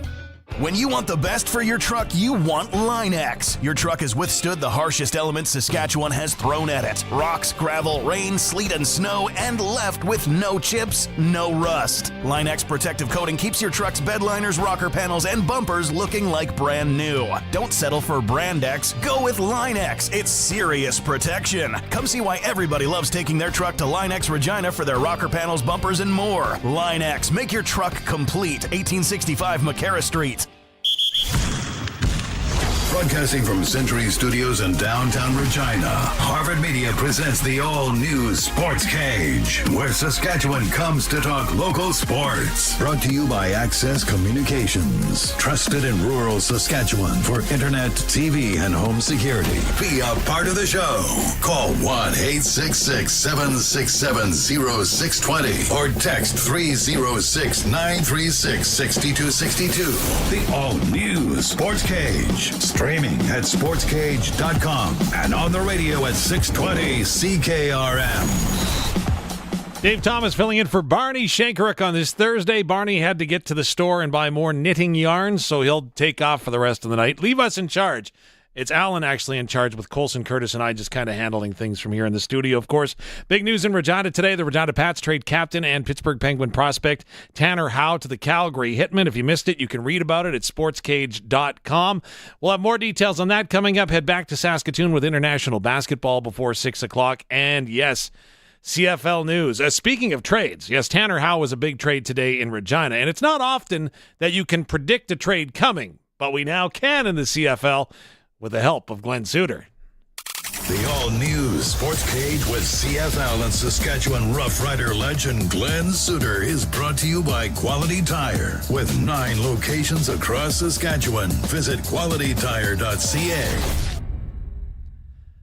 Suits joins us on a Thursday. First of all, you look fine after the Grey Cup. What a display of Canadian football, and a great job done by the organizing committee. It looked sensational. Yeah, it really was. Some of the numbers are coming in. You saw that there were 10 million unique viewers to the championship, which is now why I understand why I get the butterflies before the Grey Cup after doing well over 1,000 games. And I look at when I walk around the field, 2 days before the game, and I look at 3 or 4 trucks when in the regular season we have one. I look at all the cameras, which is 3 times the number that we have when we do a game in the regular season. And it's hard not to get caught up in it and think, this is a big show. This is a big deal. Like, and then you have to kind of separate yourself from that, or else you'll lose your mind. So, you got to go back to, but it's just a game. And you're going to just try to enhance the game. So haven't looked back at yet, Dave. I don't know how long you wait till you listen back to some games and try to do some self-scouting. I usually wait a couple of weeks, and I will certainly do that this time. But from all indications from producers and stuff, they're pretty happy with the show. And, the game was a one-possession game going into the fourth quarter. And as a TV show, that's what we look for. Okay, can you give me the insight on you? Because obviously the preparation and for your analysis that you do week to week is outstanding, because the insights you have, I'm like, why couldn't I have figured that out? But in saying that, I can't see you doing any more preparation or different preparation for the game and the Grey Cup. Would your approach change at all then with the different way that it's being presented? It doesn't change, but because there's so much more time, I find myself stacking facts and digging deeper into each player. I mean, you can start to look into bowl games from 5 years ago for some guys, and then all of a sudden go, I've been covering this player for 3 years, and I didn't realize he had 189 yards in the Sugar Bowl or whatever it was. And then you go back and you spend an hour looking at that, and then you make some notes on that, thinking, there might be an aspect of this because he makes a nice one-hand catch. If he does it again in the Grey Cup, maybe I could bring it up and we could roll in. So that's a call to a video guy at TSN to say, hey, could you find this Sugar Bowl play back? So when you start to do that, because you only have 2 teams and you have the whole week to get ready for it, you start to go, my chart starts to look completely swamped with information, which can actually be detrimental to just relaxing and letting the game tell the story. That's what I always have to remind myself. I'm sure you do the same thing. It's not us in the booth. It's not even me creating storylines or anything like that. The game itself will tell the story. We just have to fill in some details and add some perspective and ideas from experience.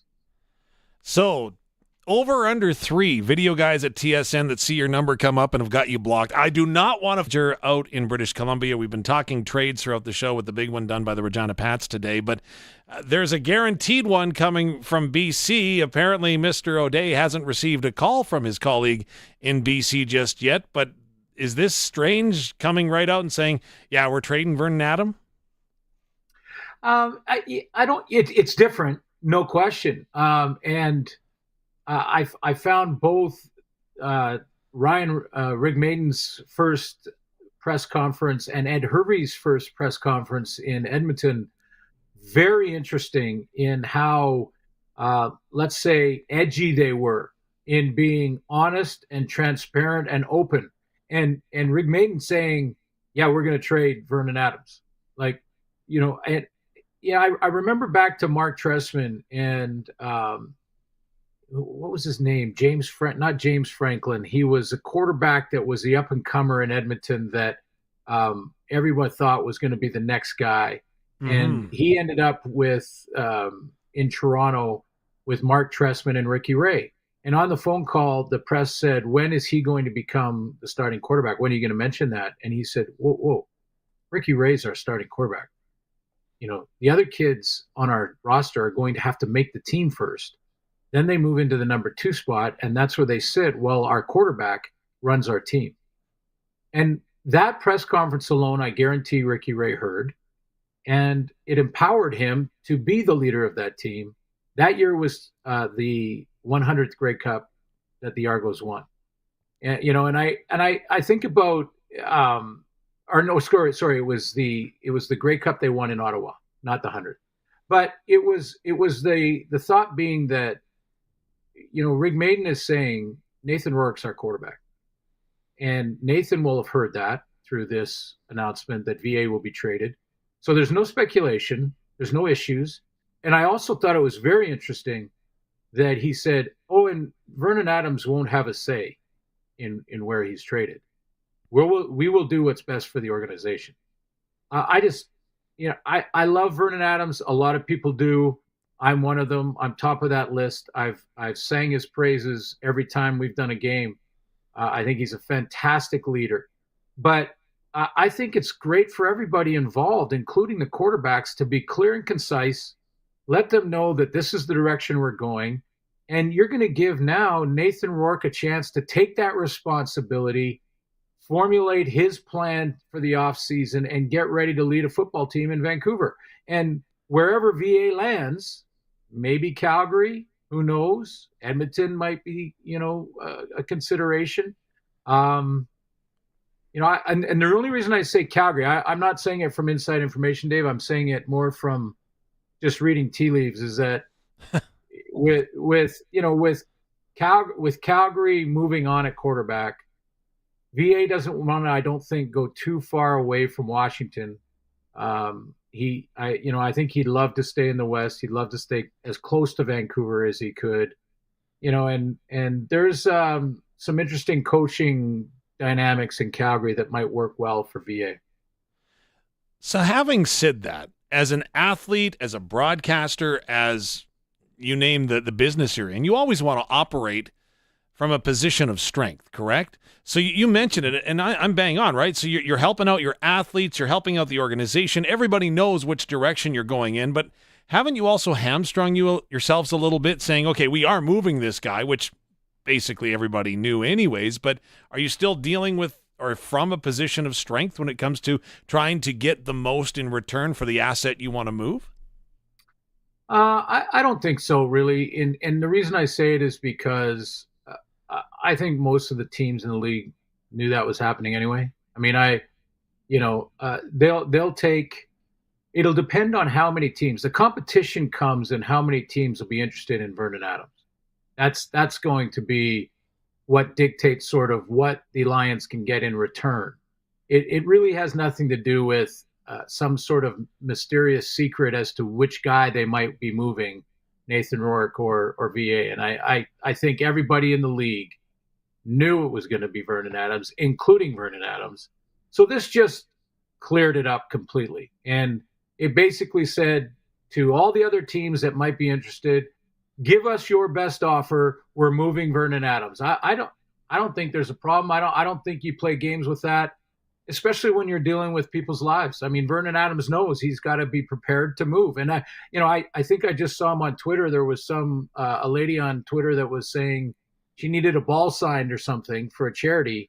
Again, more work that VA does. He said absolutely he'd do it because he's coming to Vancouver to gather up some stuff in about a month. So again, little tea leaves there that he's coming to gather up his stuff. He knows he's moving. Everybody is clear on what's going to happen. Well, there was more pivotal talk a little further east from Vancouver, and I don't know about you, but if I just got hired for a new job, I'm not sure that I would say that my employer is a laughing stock, but that's what Ed Hervey did when he was announced as the general manager of the Edmonton Elks, and he's got a quarterback pivotal decision to make as well. Yeah, I loved it. I really did. I mean, Ed Hervey was saying what everyone's been thinking for a year and a half, 2 years, and maybe even before that. Like, they had become that. They couldn't win a game. They started seasons 0-9 and 0-7.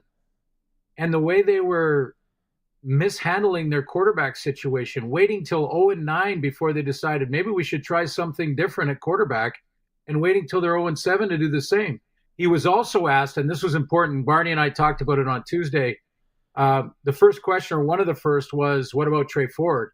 And it was a very interesting answer because he was honest there as well. Ed Hervey saying he's a dynamic player.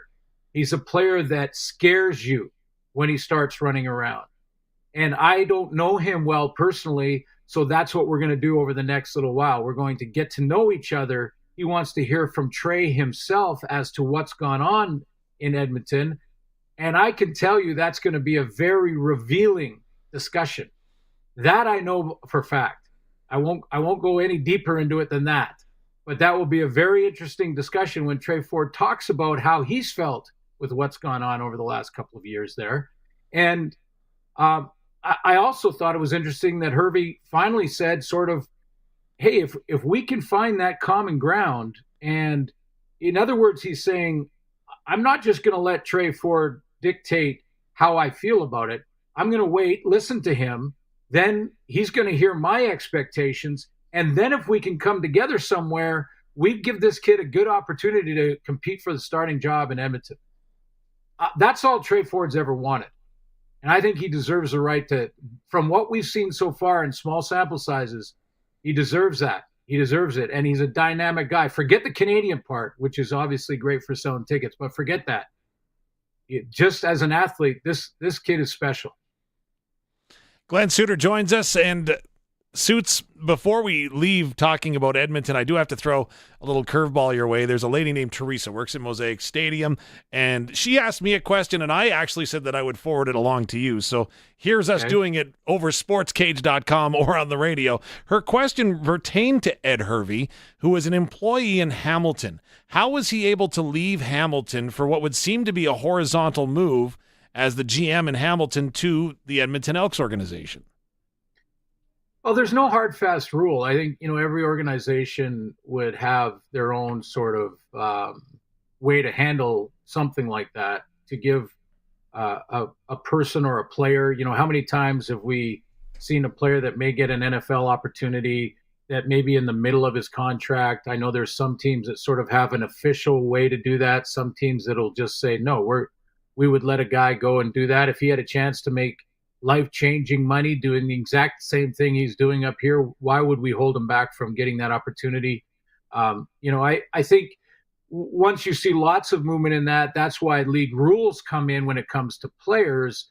In other words, they'll say he is still the team's property if he goes down to the NFL. I think there's something to be said for doing that.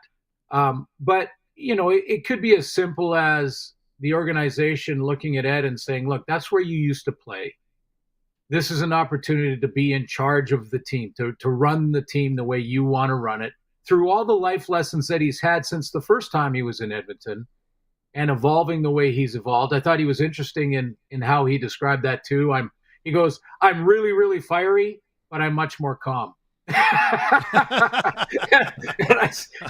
I understood what he was saying, but it was just funny how he said it, because he was saying, listen, I'm not going to put up with we're going to just try and make the playoffs and things like that. He was talking about this team. You're either going to fit in this team with this culture that I know of, or you're going to be gone. And I don't care how good of a player you are on the field. I thought that was very revealing.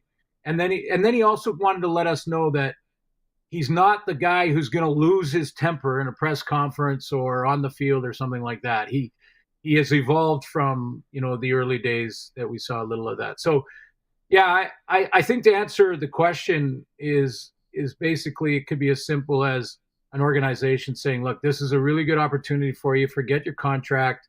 We'll rip that up. You go ahead and sign over there and good luck to you. I mean, it can be as simple as that. Okay, we've talked about Trey Ford. We mentioned Vernon Adams Jr. The other domino that may be set to fall is Montreal, where they have to essentially make a decision, it sounds like, between Cody Fajardo and Davis Alexander. Is that maybe one of the biggest pieces that have to fall in the postseason before everything else sorts its way out? And we haven't mentioned that Trevor Harris also is a free agent coming, and Jeremy O'Day talked about how much he loves having Trevor Harris around this organization. There's a lot to consider, but again, back to Davis Alexander. Is he the next kind of big chip that has to fall somewhere? Well, I would say that there are, I'm not sure that Montreal will want to have both of those guys and have to deal with the weekly questions if, let's say they start out slowly offensively and then all the questions come up. I think BC was an example of how that can go a little sideways on you with Nathan Rourke and Vernon Adams once he was healthy. So I think they're going to try to avoid that. So they have to make that tough decision, and I get it. That once that decision is made, then it opens it up for teams to know what they might be going after, even if it's Cody Fajardo for that matter. Yeah. But I think there's risk in both of these things. Let's go to Saskatchewan for a second. You know what you have in Trevor Harris, and by the way, I'm going to add this. The back half of the season when Trevor Harris returned from injury, the first 5 games, he wasn't completely right physically. And he gutted it out and got through it. I won't say on one leg because he was rehabbing and it was getting better every week. But it wasn't quite right for a good portion of the back half of the season, and he still played great. You know what you have in Trevor Harris for sure, which is a potential to win a championship. If you have a team around him and keep him healthy, you have a chance. Now, the downside there is he's 38 and the injuries play a factor. But you have downside in Davis Alexander too, because he hasn't done it through a full season.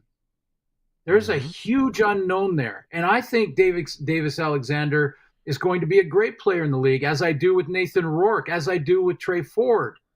But until we know, we don't know really. And they have to go and put a whole season together, highs and lows, wins and losses, 4 interception games with 4 touchdown games, make sure they weather all of those storms and come out of the other end ready to compete in the playoffs and go after a cup. If once they do that, you can get a better grasp for what your risk and reward is with these players. But I think what we do sometimes is we get really attracted to the new shiny object. Yeah. And we start to think, Trevor's getting old and maybe we want the new shiny object. I would say, there's pros and cons with both. Don't get me wrong. But, man, Trevor Harris,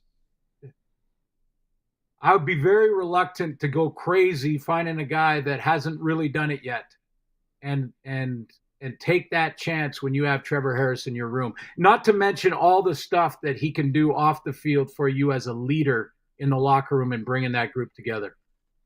So maybe take me behind the scenes of the TSN production once again. I don't know if there was a wrap-up or a pregame meal or anything, but did you sit beside Bo Levi Mitchell and, hey, Bo, where are you playing next year? I can't remember if he was allowing me to say this or not, so I'll just say it. I did ask Bo, but I didn't ask him where. I said, "Are you playing next year? Are you going to play next year?" And he goes, "Absolutely." So he's going to play, and the way he played in the back half of the season, finally understanding what Scott Milanovic was actually looking for, and them actually getting on the same page. I think once that happened, we saw the potential of that offense I'd be shocked if he's anywhere else than Hamilton. One more quarterback question that I want to throw your way then. Nobody's talking about McLeod Bethel Thompson. He had amazing numbers. The only number that he didn't have was the big one that counts, right? He didn't have the wins. Should we be talking about him next year? I think he could be a piece. As a with his age and that he has been such a journeyman.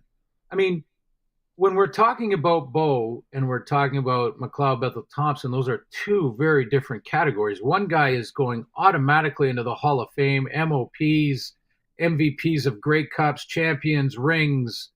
The other guy has put up good numbers and played on a ton of teams. And I'm not disparaging McLeod Bethel Thompson. I think he's been very good for a lot of organizations, not only in Canada, but across the U.S.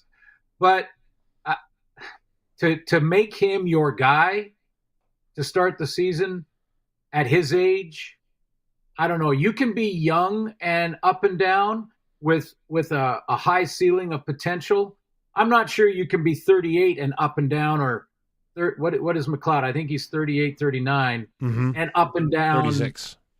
36. Okay. 36, I aged him a little bit. I was thinking Trevor Harris age, but Trevor Harris, again, we know Trevor Harris can get a team to the championship. We know Trevor Harris knows what it looks like to win a championship on a roster. And we saw how he can compete at his age and what he does off the field. That stuff is not in question. I think with McLeod Bethel Thompson, it's a different discussion completely. I think he could be a piece somewhere to help someone, but not in the way that Edmonton did it last year, where they just, after what Trey Ford did the year before to actually save some jobs and then just bench him and say, this 36-year-old, 35-year-old is going to come in and just be the starter. I think that was, we saw the results. Okay, before we let you go, Glenn, if as evidenced by my fantasy football team, I should be nowhere considered a general manager or any type of management position in any kind of sport ever. But if you got to be a general manager, you've assessed the positions for the Saskatchewan Roughriders moving forward, which is what Jeremy O'Day, Corey Mace, Kyle Carson, the rest of the crew are doing right now at Mosaic Stadium. What are you looking at? I'm looking at how the Argos beat the Bombers 3 times last year. And I'm building my team very similar to that. I really am. They have a quarterback. They have some great receivers. They have some excellent Canadian talent. I would be looking at the D-line and stacking the heck out of that. And I'm not talking about the top 4. I'm talking about the top 7. 7 D-linemen on your roster in rotation, all of which could be all-stars. Now, that's easy to wave a wand and say that's what I want. A little harder to go find that.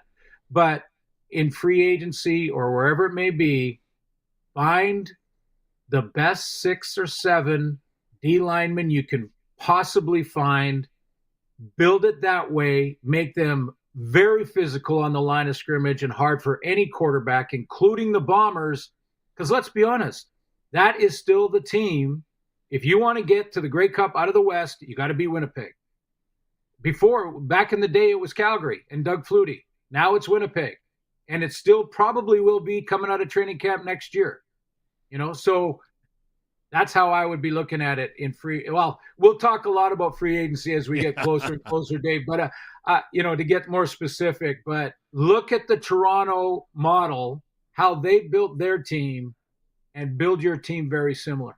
That's what I'd be looking at. All right, Glenn Suter.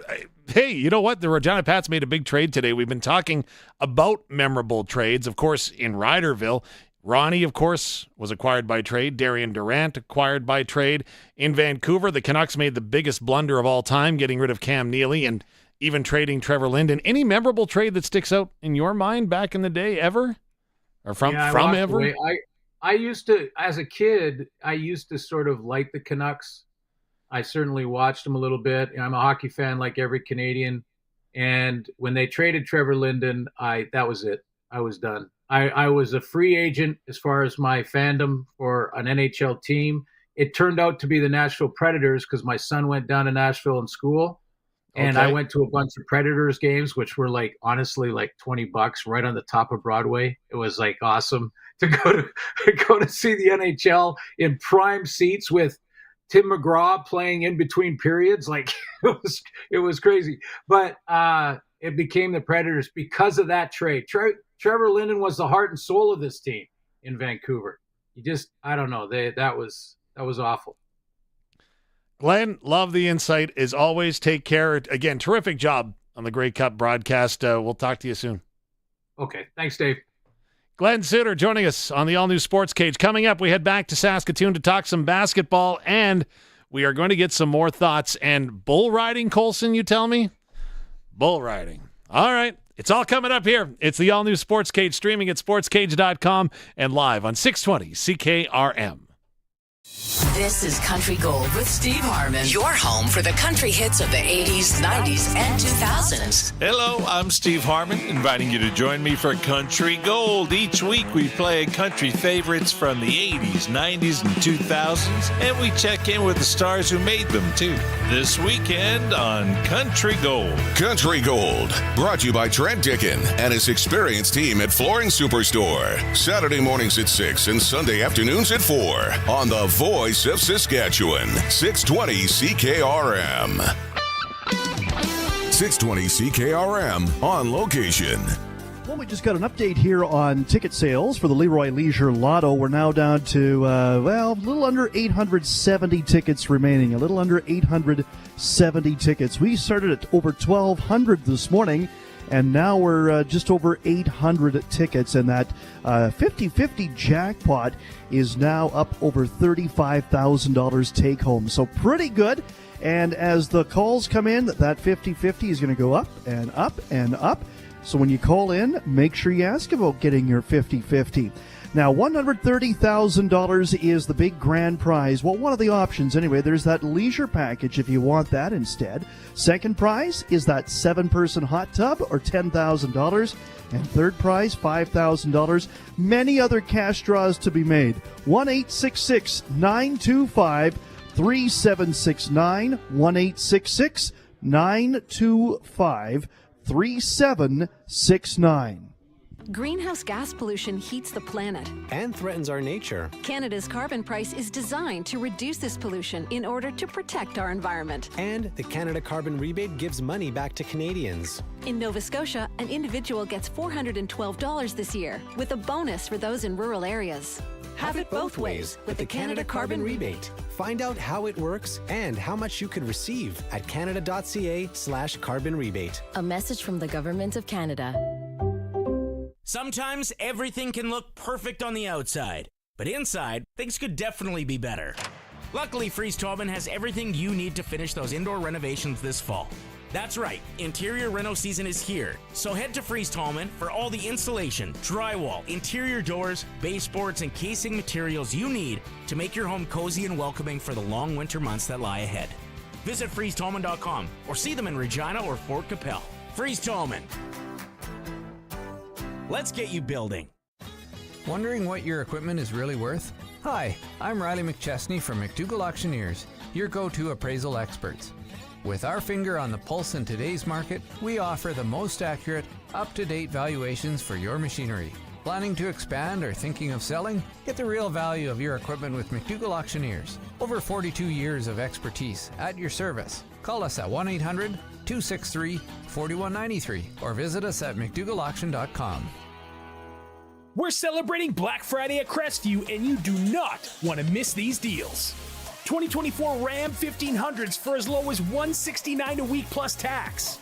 How about a 2024 Jeep Compass Sport for only $119 weekly plus tax? Grand Caravan's going for $147 a week plus tax, and this one comes with $1,000 holiday bonus cash in your pocket. Every new and used vehicle purchase comes with a special Black Friday mystery prize. It's Black Friday at Crestview. CrestviewChrysler.ca. The all-new Sports Cage is live streaming from our Century Studios in downtown Regina. Watch now at sportscage.com. Be part of the show by texting 306-936-6262. 620 CKRM. Dave Thomas in for Barney Shankaruk. Another cooler evening heading across Saskatchewan, minus double digits for most of the province if you're heading out on the roads. Again, they've improved a bit, but still a little bit slick. Boys, get ready to turn on your microphones. I'm Dave Thomas in for Barney Shankaruk. That was our not-so-subtle hint in case, of course, you missed the rehearsal that we had earlier this afternoon. But it's not every day that you're driving by Mosaic Stadium and you get passed by an air seeder. But it happened to me today as the move-in is on for the Western Canadian Agribition. And if you go to our Sportscage podcast, you'll find it under this podcast tab at sportscage.com. You would have heard a conversation that you were involved in yesterday, Colson. Yeah. It was Barney and Chris freaking out about the Agribition coming in, and one of the events that are going on, we gave tickets away to yesterday. It's the professional bullfighters. And so... you weren't there yesterday, so here's the video that Agribition has put out promoting the event. Okay. Yeah. Bullfighting. Not riding, fighting. Correct. So for folks that are watching the stream at sportscage.com and, of course, on our YouTube channel where we invite you to like and subscribe, these guys are nuts. It's like kind of rodeo clowns. Is that what again, that's not what these athletes are, but they're enticing the animals to run at them, and they jump over top. Barney used the word teasing, which I think is fitting. So, yeah. Interesting. Now, so they were wearing jerseys. It's not a team sport, is it? I don't know. I haven't ever watched, so I guess I'd have to get down there and find out. But I imagine there could be different levels of competition, maybe teams, maybe solo, individual. It's freestyle bullfighting is what it's promoted as. So okay. Western Canadian Agribition, again, they're moving in right now over at Real District, right? Yes. Thank you. I'm new here, right? All right, it goes next week. Of course, we're going to be there. Of course, so too will Ryan Young. It's kind of like his Super Bowl, Grey Cup week next week with all the folks that are coming to town. So hopefully the snow that we're anticipating on the weekend doesn't alter anyone's plans. But the snow has definitely not going to put a wrench into people's plans, but it's been an eye-opener for Team Dominican Republic and Team Mexico. Yes, the National Senior Basketball AmeriCup qualification window is on in Saskatoon. Tonight, Team Canada is going to be taking on Team Dominican Republic. Now, this is ramifications for the team trying to qualify for the Olympics. So it's the start of that quad, right? So the 4-year term, the 4-year run that they've got. And one of the athletes is guard Aaron Best, who I had a chance to catch up with earlier. We're so pleased to be joined by Team Canada guard Aaron Best. The countdown to the FIBA AmeriCup qualifiers is on up in Saskatoon. You mentioned the snow. You're liking it. Is that what I hear? Definitely a good reminder that I'm back home. It's a nice way to be welcomed back. I'm not gonna lie. It's a nice reminder of the childhood days running around and playing in the snow. So happy to see it. Well, I guess at least it's not minus 40, right? And I'm not responsible for cleaning it up, which is also a bonus. Win-win for everyone. Well, let's talk about the sweep that has been going on right now with Team Canada. Of course, you swept your first qualification window, and now you've got Dominican Republic and Mexico coming up in Saskatoon. First and foremost, how is the team feeling going into this weekend's games in Saskatoon?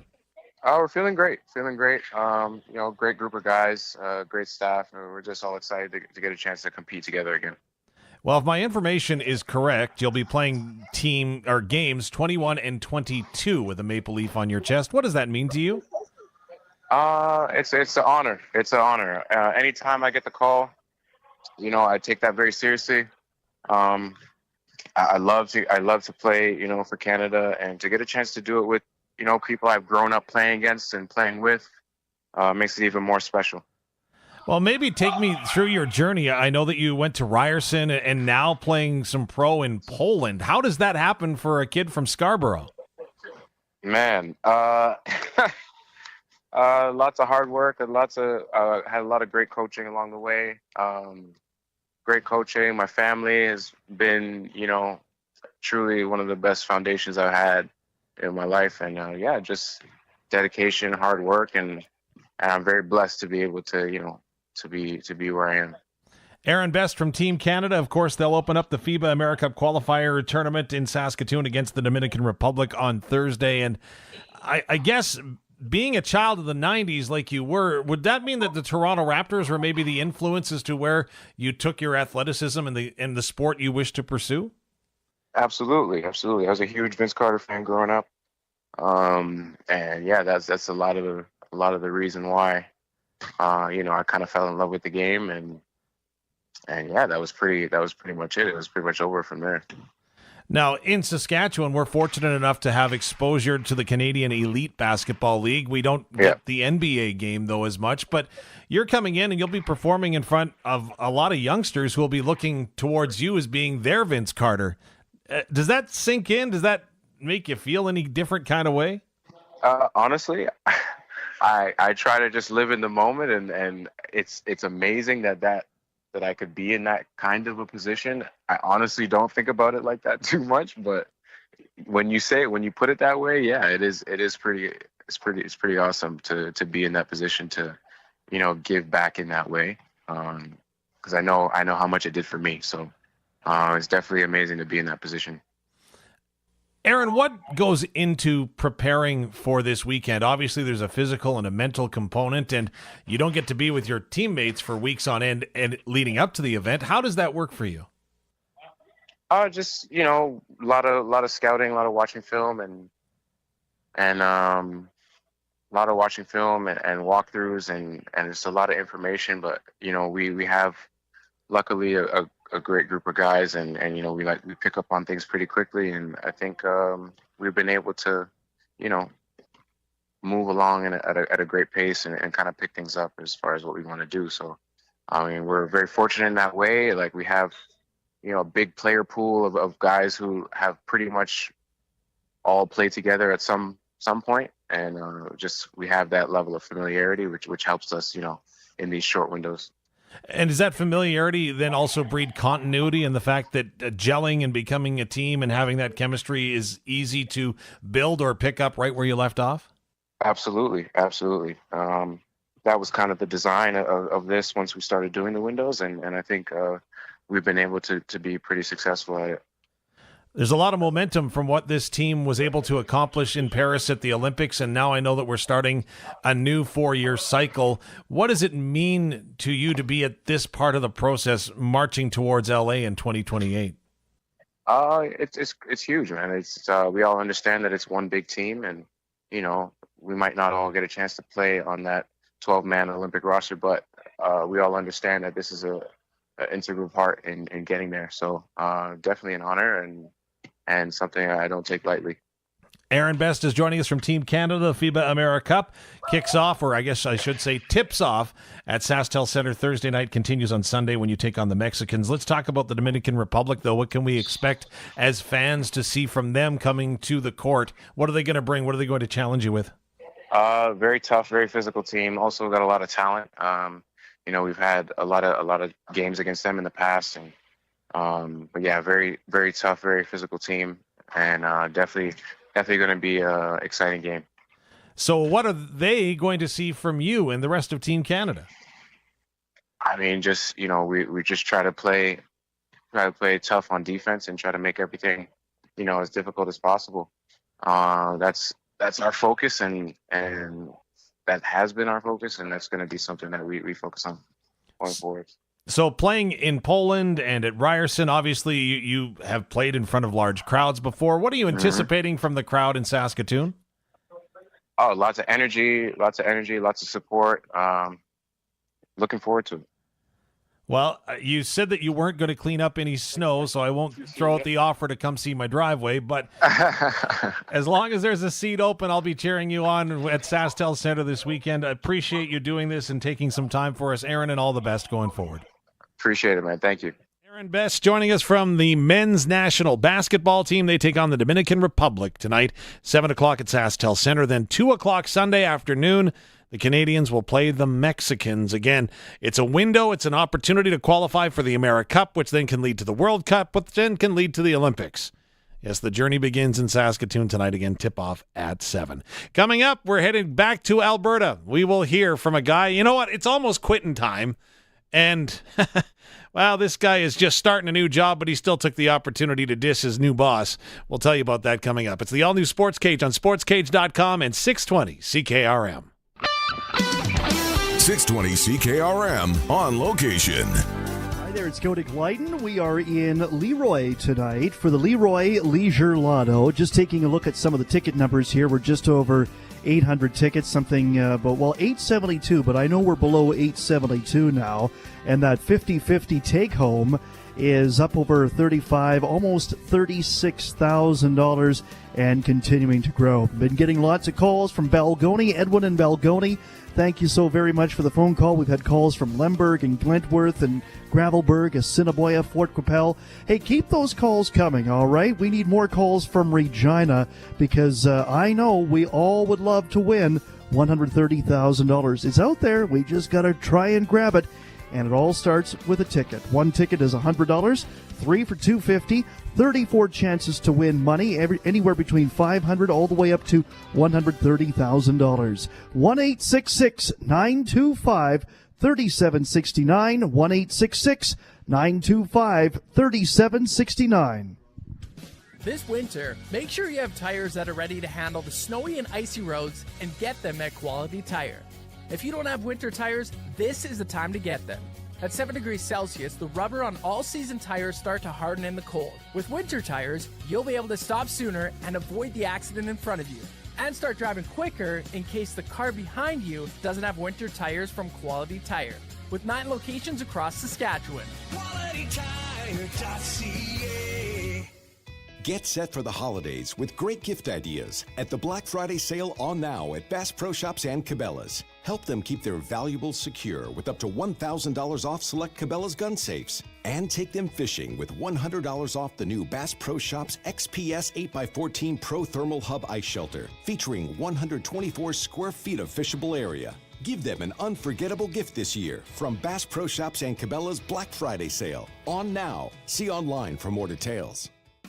Bidding is now open for the timed online land and farm equipment auction for Jerry Hanlon of Broadview, Saskatchewan. Register to bid at macauctioncompany.com. Up for auction, a quarter section of pasture and hayland that could be cropped in the RM of El Capo. Also, a lineup of livestock equipment. Bidding closes on the Hanlon auction this Monday, November 25th at 10 a.m. That's the timed online land and farm auction for Jerry Hanlon. Bidding closes November 25th at 10 a.m. It's never too early to celebrate Christmas, and it's never a bad time to support families in our community. Christmas in October continues at Ashdowns and Moose Jaw. They're bringing joy to families this Christmas by collecting toys for Moose Jaw Family Services. Bring a new unwrapped toy, book, or game to Santa's Workshop, aka Ashdowns, and get 30% off your purchase and a chance to win back your purchase with Christmas cashback. Excludes appliances. Gift donations must be in by November 30th. Christmas in October continues at Ashdowns Furniture and Interiors. Hi, I'm Terry at Powerlift Doors. We're a family-owned company that prides ourselves on serving all of Saskatchewan with the highest quality product. Here at Raymore, I will personally design, engineer, build, and install your hydraulic door to make sure it's done right. From small to extremely large, farm buildings to airplane hangars, new build or retrofit with the least loss of headroom in the industry. Check us out today at sask.powerliftdoors.com or give us a call at 1-888-692-5515. The all-new Sports Cage. Watch our live stream at sportscage.com and on the radio at 620 CKRM. The all-new Sports Cage continues on a Thursday afternoon. We're getting close to quitting time, Saskatchewan. Thanks for tuning in on 620 CKRM and, of course, streaming on our YouTube channel and at sportscage.com. The big news of the day today, Tanner Howe of the Regina Pats was traded to the Calgary Hitmen. Revisit that in just a moment. But I told you about Ed Hervey, and again, turned heads yesterday as he was introduced as the new general manager of the Edmonton Elks. And well, he didn't pull any punches when it came to the franchise that he was joining. I do not like where the club sits in the CFL as far as the perception. I would equate it to laughing stock. And it is our responsibility to remove ourselves from that.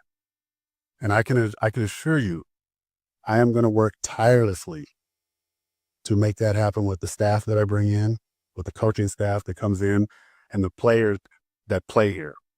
That's important. There you go. Ed Hervey. We were a laughing stock, and he's got some decisions to make. Decision was made by the Regina Pats. We talked about it earlier. Tanner Howe has been traded to the Calgary Hitmen for a pair of players and a pair of picks. It's had us talking about trades. And boys, get ready. We're coming to your most memorable trades in a moment. But Alan Miller, the general manager and VP of hockey operations for the Regina Pats, spoke with us earlier to tell us a little bit about how long it took for this trade to come together. It came together fairly quickly.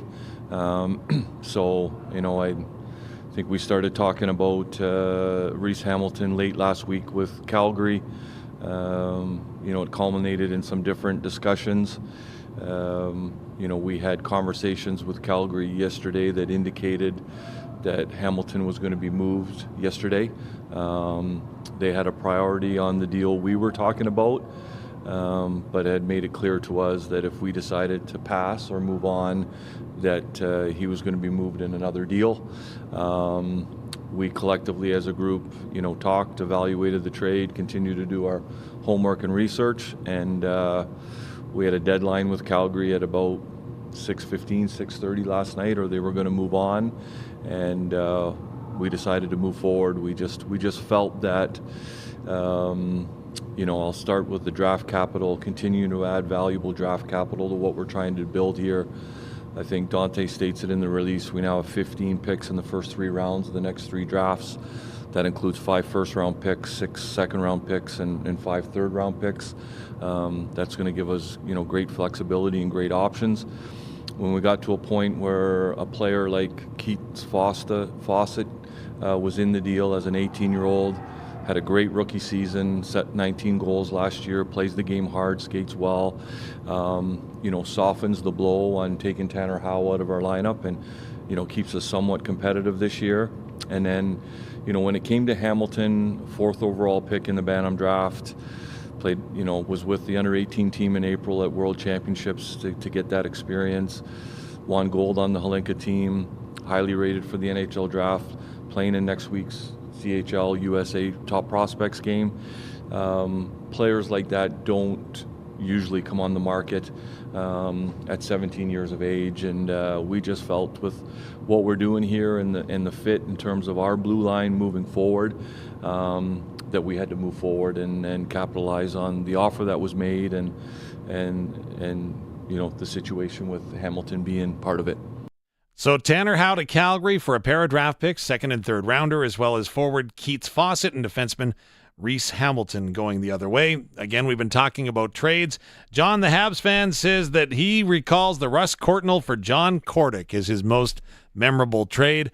Colson Curtis, gentlemen, share with the class your most memorable. You know what? The funny thing is I don't really remember a lot of trades, but for me, being like a Calgary guy, and as of late, I remember when Iginla got traded. Okay. That was one of them. And then as of late, I guess when they were kind of running their big playoff run and they had Matthew Tkachuk and they had Johnny Gaudreau and all that, I remember when they all got traded and I was like, oh man, those are some big names to leave. Yeah, and you also jumped back in a time machine and said Babe Ruth earlier. Come on. Yeah, you're Colson?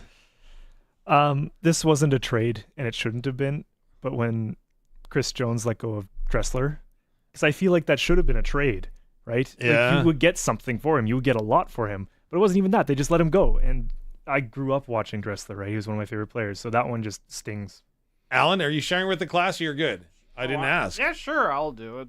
I'm split between either the Philadelphia trading away Kyle Korver for which they bought a printer. Yeah, and then the other one was probably be when Vince Carter got traded to the Nets. Oh, yeah. I was heartbroken for that. All right. And then I was just really heartbroken. Boys, thank you so much for keeping us between the lines. Barney, of course, is off today. We did our best. I think we didn't wreck anything, so mission accomplished. We'll be back tomorrow. We'll go coast to coast with Arash Madani, plus new faces on the Pats bus heading to Swift Current tomorrow night. We will go live to the Regina Pats bus. We'll have that and more coming up for you on the all-new Sportscage tomorrow afternoon. Until then, hey, check out the podcast available at sportscage.com. Again, Colson, Curtis, Alan, thanks so much for your help today. All here on 620 CKRM. 620 CKRM on location. Remember an epic trade of school lunches back in about 1995 in Windthorst Elementary School. Never forget it.